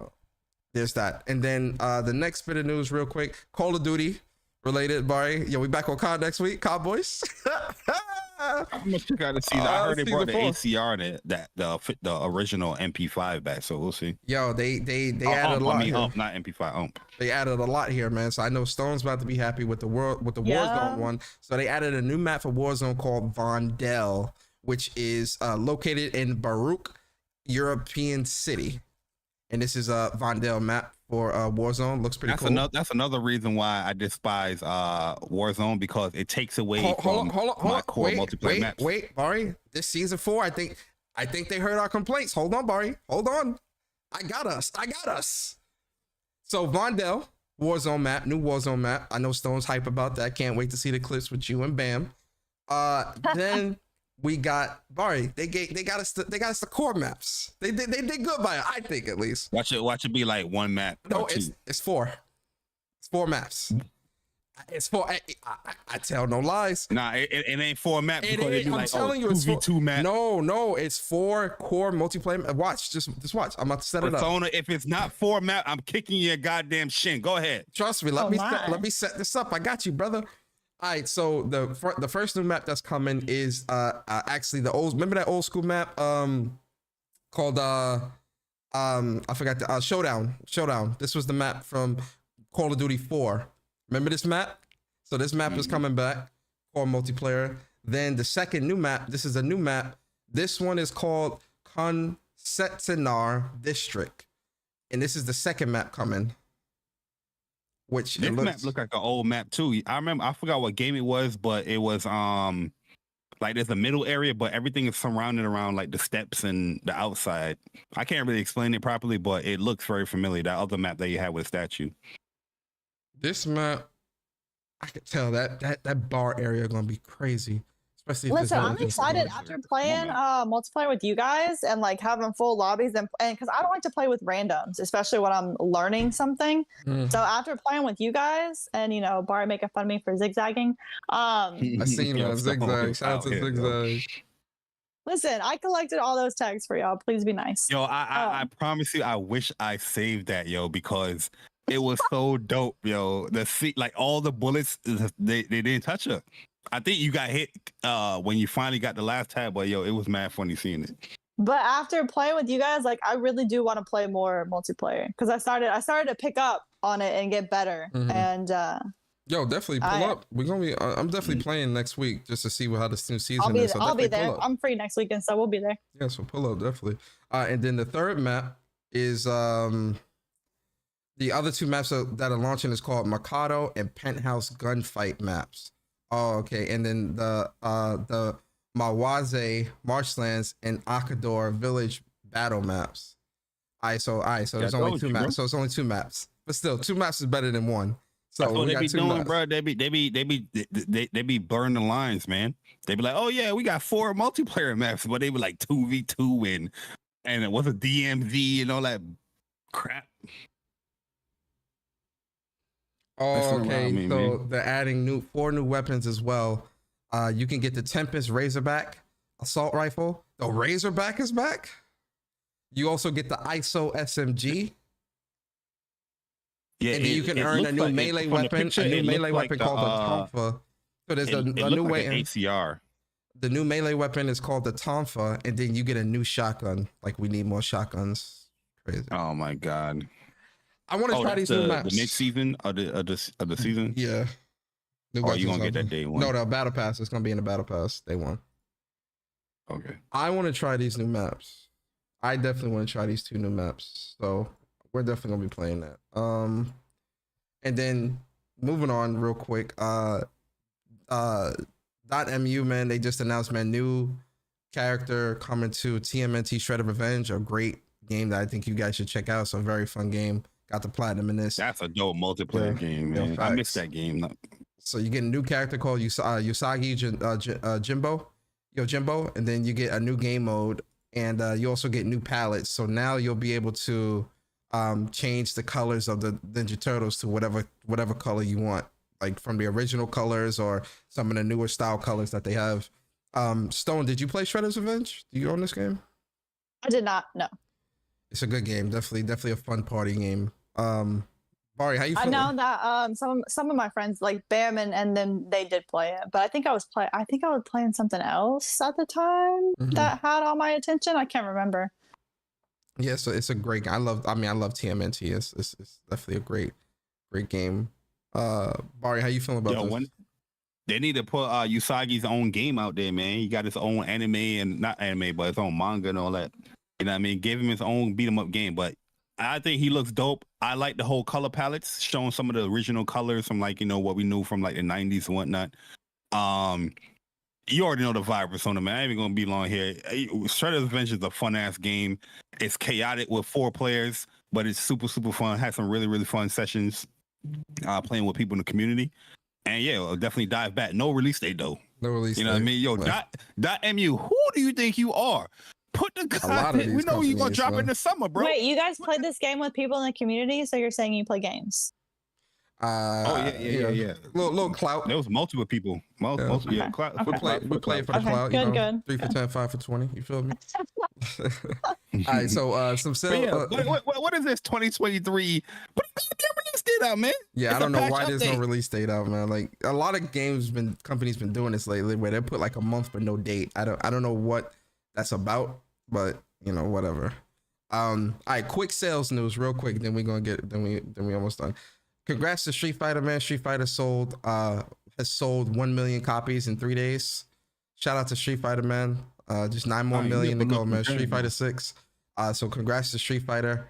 Resident Evil Village, or RE8, has sold 8 million copies. Big congrats to Resident Evil. Big shout out to Capcom. Can't wait. Yeah, it's a dope game. And then one that I'm excited about, Octopath Traveler 2 has sold 1 million copies. Listen, buy and play this game. This is an incredible game that everyone that loves turn-based RPGs needs to buy and support and play. Support this great game. Look at my boo throw name, man. Chet in the building. So big congrats to Octopath Traveler 2 and the developers selling 1 million. So yeah, a lot of the sales of games is really good right now, man, when it comes to this stuff. The next one, Knockout City has been knocked out. Did Persona write all these jokes down? I did not. I promise you I did not. That's just all off the top of my head. I promise. No, you did it. You know it down. You said Knockout City KO'd. Oh, that one. Okay, yeah, that one. That's what. So Knockout City. They pretty much are shutting down their service. This was a free-to-play games as a service game that released, I believe, last year. But they're shutting down. They say that's a wrap, folks. Now Knockout City has gone offline, but the party never stops. Play the private host or server edition, jam to Knockout City soundtrack, and check out the Pirate Radio podcast to get your KO fix anytime. Catch you on the flip side. So if you spend money on this game or in their store or whatever, that's not being refunded. That's it. You know, it's done. You can't play with other people online. The game is dead. Now you can just play offline only. Games as a service. Stone, how you feel about this? Did you play Knockout City at all? No, I didn't. Yeah, I didn't. I wasn't really interested in it. Apparently, a lot of people weren't. So you guys can blame me for shutting down, I guess. Well, what does Knockout City have to do with Stone? You feel me? Probably everything. I don't know. There will be a space about it later. Absolutely. What's the context? Yeah, share the DMs. Bari, how you feel? How you feel about that? I played this game. I'm not even kidding. I downloaded this and played this maybe 3 times. Cool concept, but it's the same thing with all of these games as a service, especially the free to play ones. There's nothing there. It's bare bones, lackluster. No, it's not enough content. Like it's nothing there. Like we talked about with the Fortnite thing. They want to be Fortnite, but they can't. They just can't do it.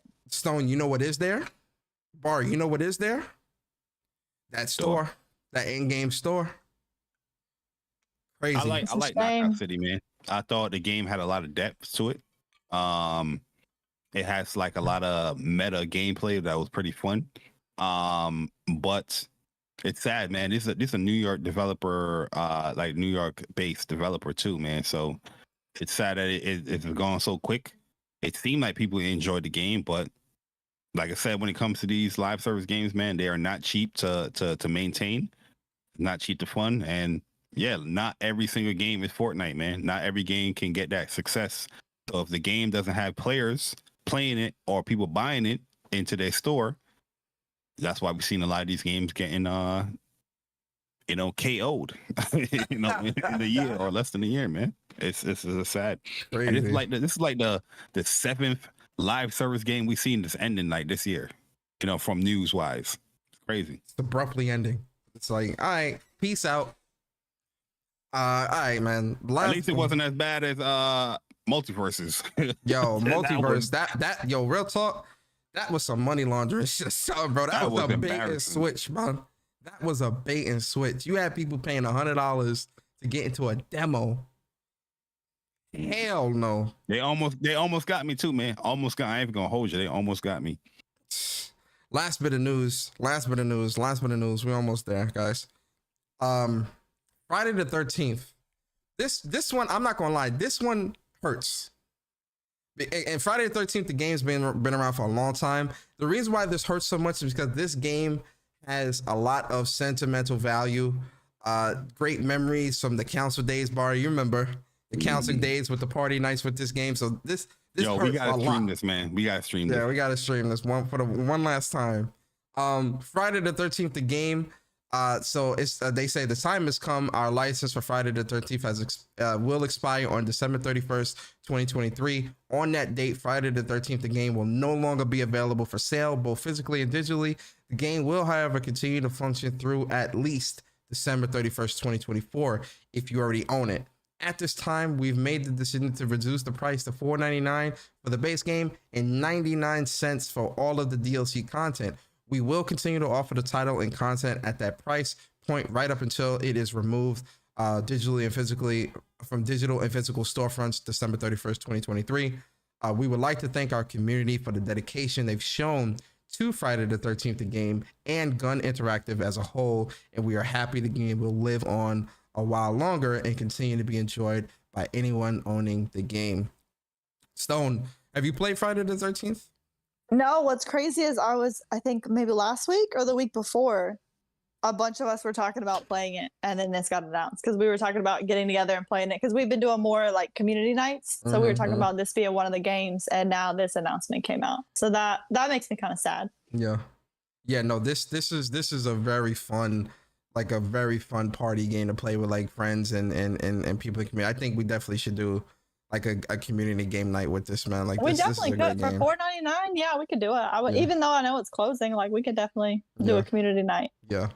Bari, how you feel about this, man? Sad. This is sad, Bari. This is sad. Yeah, man. it's yo, honestly, no cap. I have some of the most fun times playing this game with like people, man. Like this game is hilariously ugly.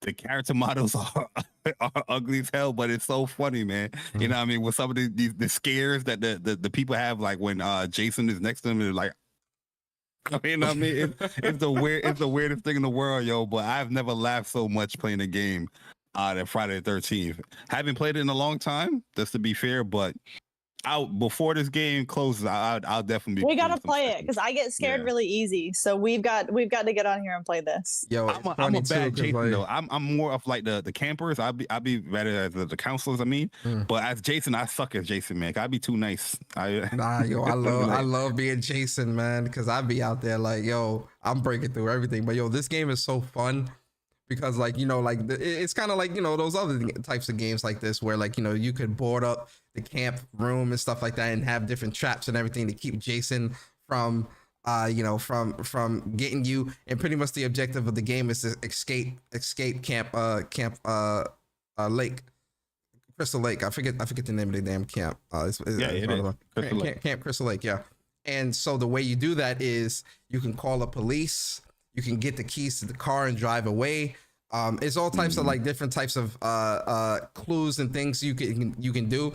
Open up the power generator and get to the boat and get on the boat and get away. But all the while you're trying to do that, Jason is chasing you and trying to kill you and stop you from doing that. It's a really fun party game because the way me and Bari and the council used to do it back in the day is whoever was Jason would leave the party so that they don't hear us talking.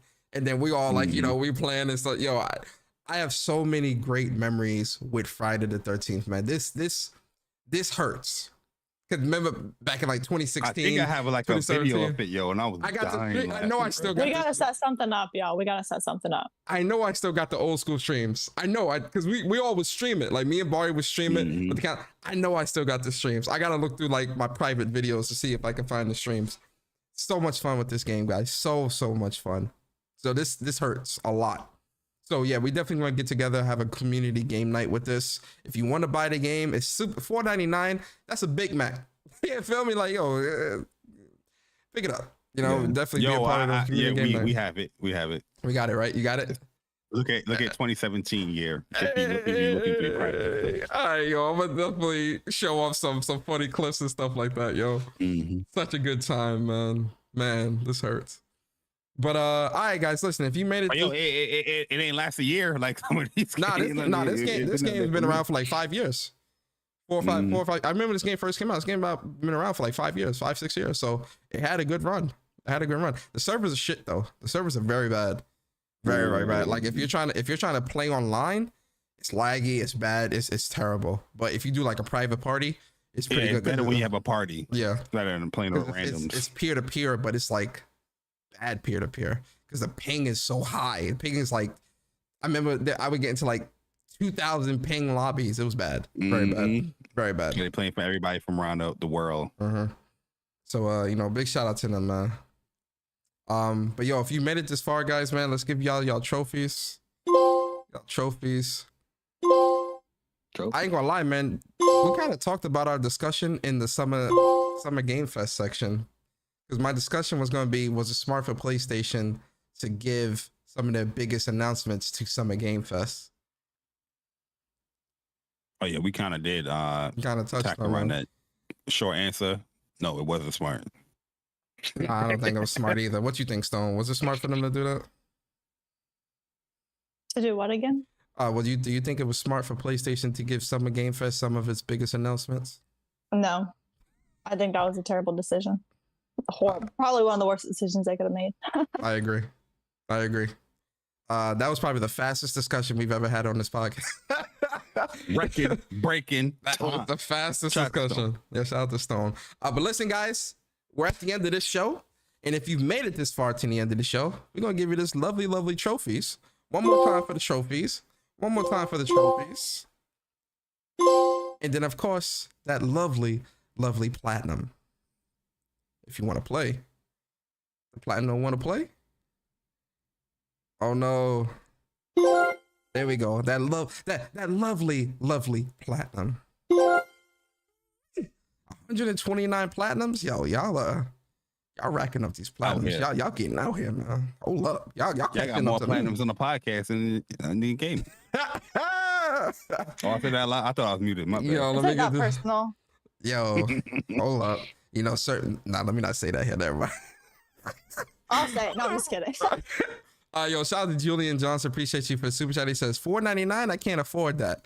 Hey man, go and get you a $5 PSN card real quick, man. Stop playing around. But yo, listen. First off, yo, you ain't get the joke what he did with that. I can't afford that. Let me see. He paid $4.99 to say he can't pay exactly. $4.99. Oh. Yo, listen. I'm hungry. So sorry. My brain is kind of fried. But yo, listen. First off, Stone, thank you so much for coming through to What's Up PlayStation podcast.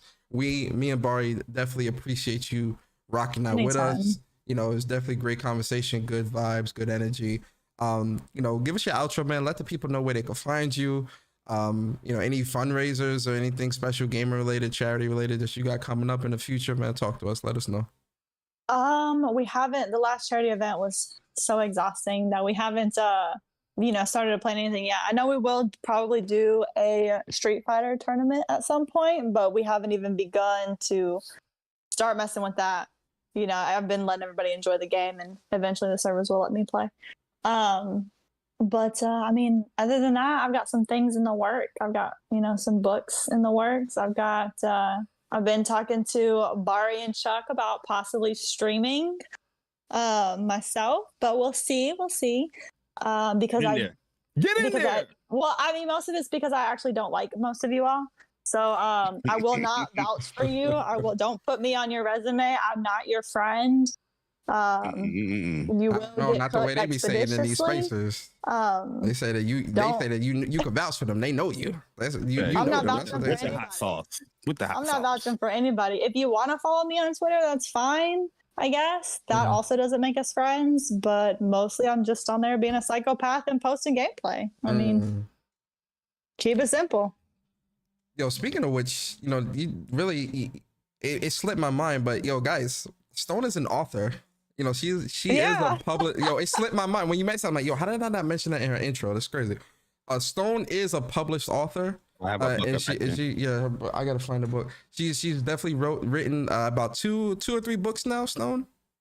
I've got one that's officially out, and I have 3 that are being worked on right now actively. Okay. So. Stone. Three. got I'm working on 3. I'm working on the sequel to the one that you guys have. I'm working on a Lion King retelling, and I'm working on an adult version of the 4 Horsemen of the Apocalypse. Okay. Yeah, Stone is published out here. You feel me? Okay, then. Definitely support her in her book. Send me the link. I'm gonna because you can still get it on Amazon, right? Yeah, it's getting a new cover. Okay. So it'll have a new link. Okay. So definitely send me that so I can add it to the description of this podcast. Of course. Yo, you better not mess up that Lion King retelling, Stone, before I find you and kick your shins. I'm not. So That's I'll fine. tell you while we're here. I'll tell you it's a Lion King retelling, but instead of obviously instead of lions, there are people, and it's about a princess instead of a prince. But it is not young adult. It is adult. There is curse words. There's gore. There's all kinds of stuff. I mean, it's Okay. Let me know. We're there. Let me know. First of all, I love Lion King, so my ears perked up when you said that. But definitely let me know when that book comes out. I'll definitely pick that up and read that. I think you guys will like the Apocalypse one more because that is a labor of love. I've been working on this one for 2 years now. So. Oh wow, that's dope. That's dope, man. Definitely. Big shout out to Stone, man, out here doing big things, man. She gaming and she writing books. So if she's able to write 3 goddamn books and still play games, why aren't you? I'm sorry, this is not the podcast for that. I'm sorry about that. But yo, big shout out to Stone, man. Definitely appreciate her coming through, man. Stone being messy. Yeah, my fault. I appreciate y'all. You know I love the WUPS boys. Absolutely, man. We appreciate you as well, 100%. Appreciate it. And definitely follow her on Twitter. A Dark Knight with 2 T's at the end. But 2 T's, TT. TT. TT. But don't be a weirdo, because Stone is definitely known to expose. Trust me. Don't be a weirdo. But yes, Stone, we appreciate you. Thank you for coming through and rocking out with us. It really means a lot, honestly. Listen, Stone is a very nice person. She has a very, very sincere and huge heart. Heart. You gotta say it in New York's heart. A huge heart. I just don't like the weirdos. I just don't like. Yeah, Stone's got a heart of gold though, 100% heart of gold. She's tough on the outside, but definitely got a heart of gold. Trust me, we all got a heart of gold. We're gonna be on COD this weekend. She like Next Pop-Tart. weekend? She's soft in the Absolutely. middle. You stop it. COD next We'll be weekend on for COD sure. next weekend. Absolutely. Play that season 4. Oh, yeah, we'll be in there. 100%. It's before Final Fantasy, so yeah. Once Final Fantasy come out, last weekend in. I was gonna say once Final Fantasy come out, that's the only game I'm playing for like the next month. I ain't even gonna cap. Yo. But yo, Bari, the Mr. Loose Leaf Paper himself, the best lisp on YouTube, Mr. Trust Issues, King of the Bronx. Get the people your outro, bro. And yo, why you got your tongue like that? Get the people your outro. No, I'm joking. Get the people your outro, man. Let them know, what content you got coming. You've been pumping out some content lately, man. I know you got some really great content on the channel. What else you got coming out, man? What's the timeline? What's Bari looking like, man? First and foremost, Stone, appreciate you coming through. You know what I mean? It means a lot coming through and being a part of the WUPS podcast for the week. But as for me, I got 2 videos that came out, talking about Marvel's Spider-Man 2, and also, breaking down Final Fantasy VII Rebirth trailer. That is going to be one of the video breakdowns. Like I said, the next one is going to be more like a theory, and then I'm going to be doing like a Final Fantasy news like live stream type video. Getting people's opinions and stuff like that if they want to come through. Also, going to be uploading some Street Fighter 6 stuff. Showcasing the hellhole of like bronze and silver. It's going to gold. So I'll be showcasing some of that and just talking about I'll probably make like a review of it. Giving my opinions on certain things. Just for my likes or and dislikes and stuff like that. But overall, spoilers, I really enjoyed the game a lot. You know what I mean? But yeah, that's pretty much it, man. I'm just waiting for Final Fantasy 16 and all the greatness from that. I know that demo is going to come out, so you're going to get content from that as well. But yo, I appreciate everybody, or we appreciate everybody coming through, showing us love on What's Up PlayStation podcast. You know what I mean? It really means a lot when you guys come through every week, hitting the like button, commenting in the comment section, or even commenting after the podcast if you missed it live, man. And we appreciate all the support, people subscribing, all the members. It definitely means a lot to me and Persona. Like I said, with that stuff growing, it can definitely help out as far as like pushing What's Up PlayStation podcast to like greater things and bigger things. You know what I mean? Getting more, you know, industry interviews and things like that. So if you guys do enjoy the content, don't forget to hit the like button. If you're new, if you're lurking, subscribe, man. We appreciate it, man. Trust me. And if you are new, like I said, we hope you enjoy your stay here. Get familiar with the older content there. There's a lot of great content with other podcasts or reacts. We had the WUPS plays and all that stuff there too. Get familiar with the channel, man. And hopefully you guys enjoy your weekend. Yo, facts, man. Yo, a lot of great content coming from Bari. You know, really dope theories and stuff like that. Can't wait to see that theory video for 7. But you know, Bari's this Final Fantasy 7 super fan. I'm a big fan as well, but like Bari's a super. I wouldn't dare, as much as I know about 7, I wouldn't dare enter into a debate with Bari on 7. He's the super fan. Oh no, I mean, I debate anybody with 7, but it's always fun debates, man. Like I know Persona like it's 12 and all that, you know what I mean? But at the end of the day, we love Final Fantasy.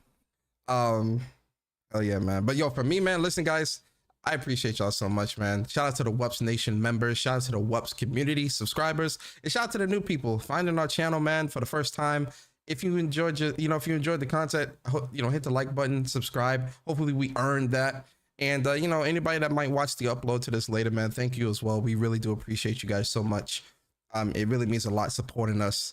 You know, rocking out with us every single Saturday, man. It means a lot. Shout out to Stone again, our guest. Wonderful person in the community. This is definitely somebody, and I'm not just saying this because she's here.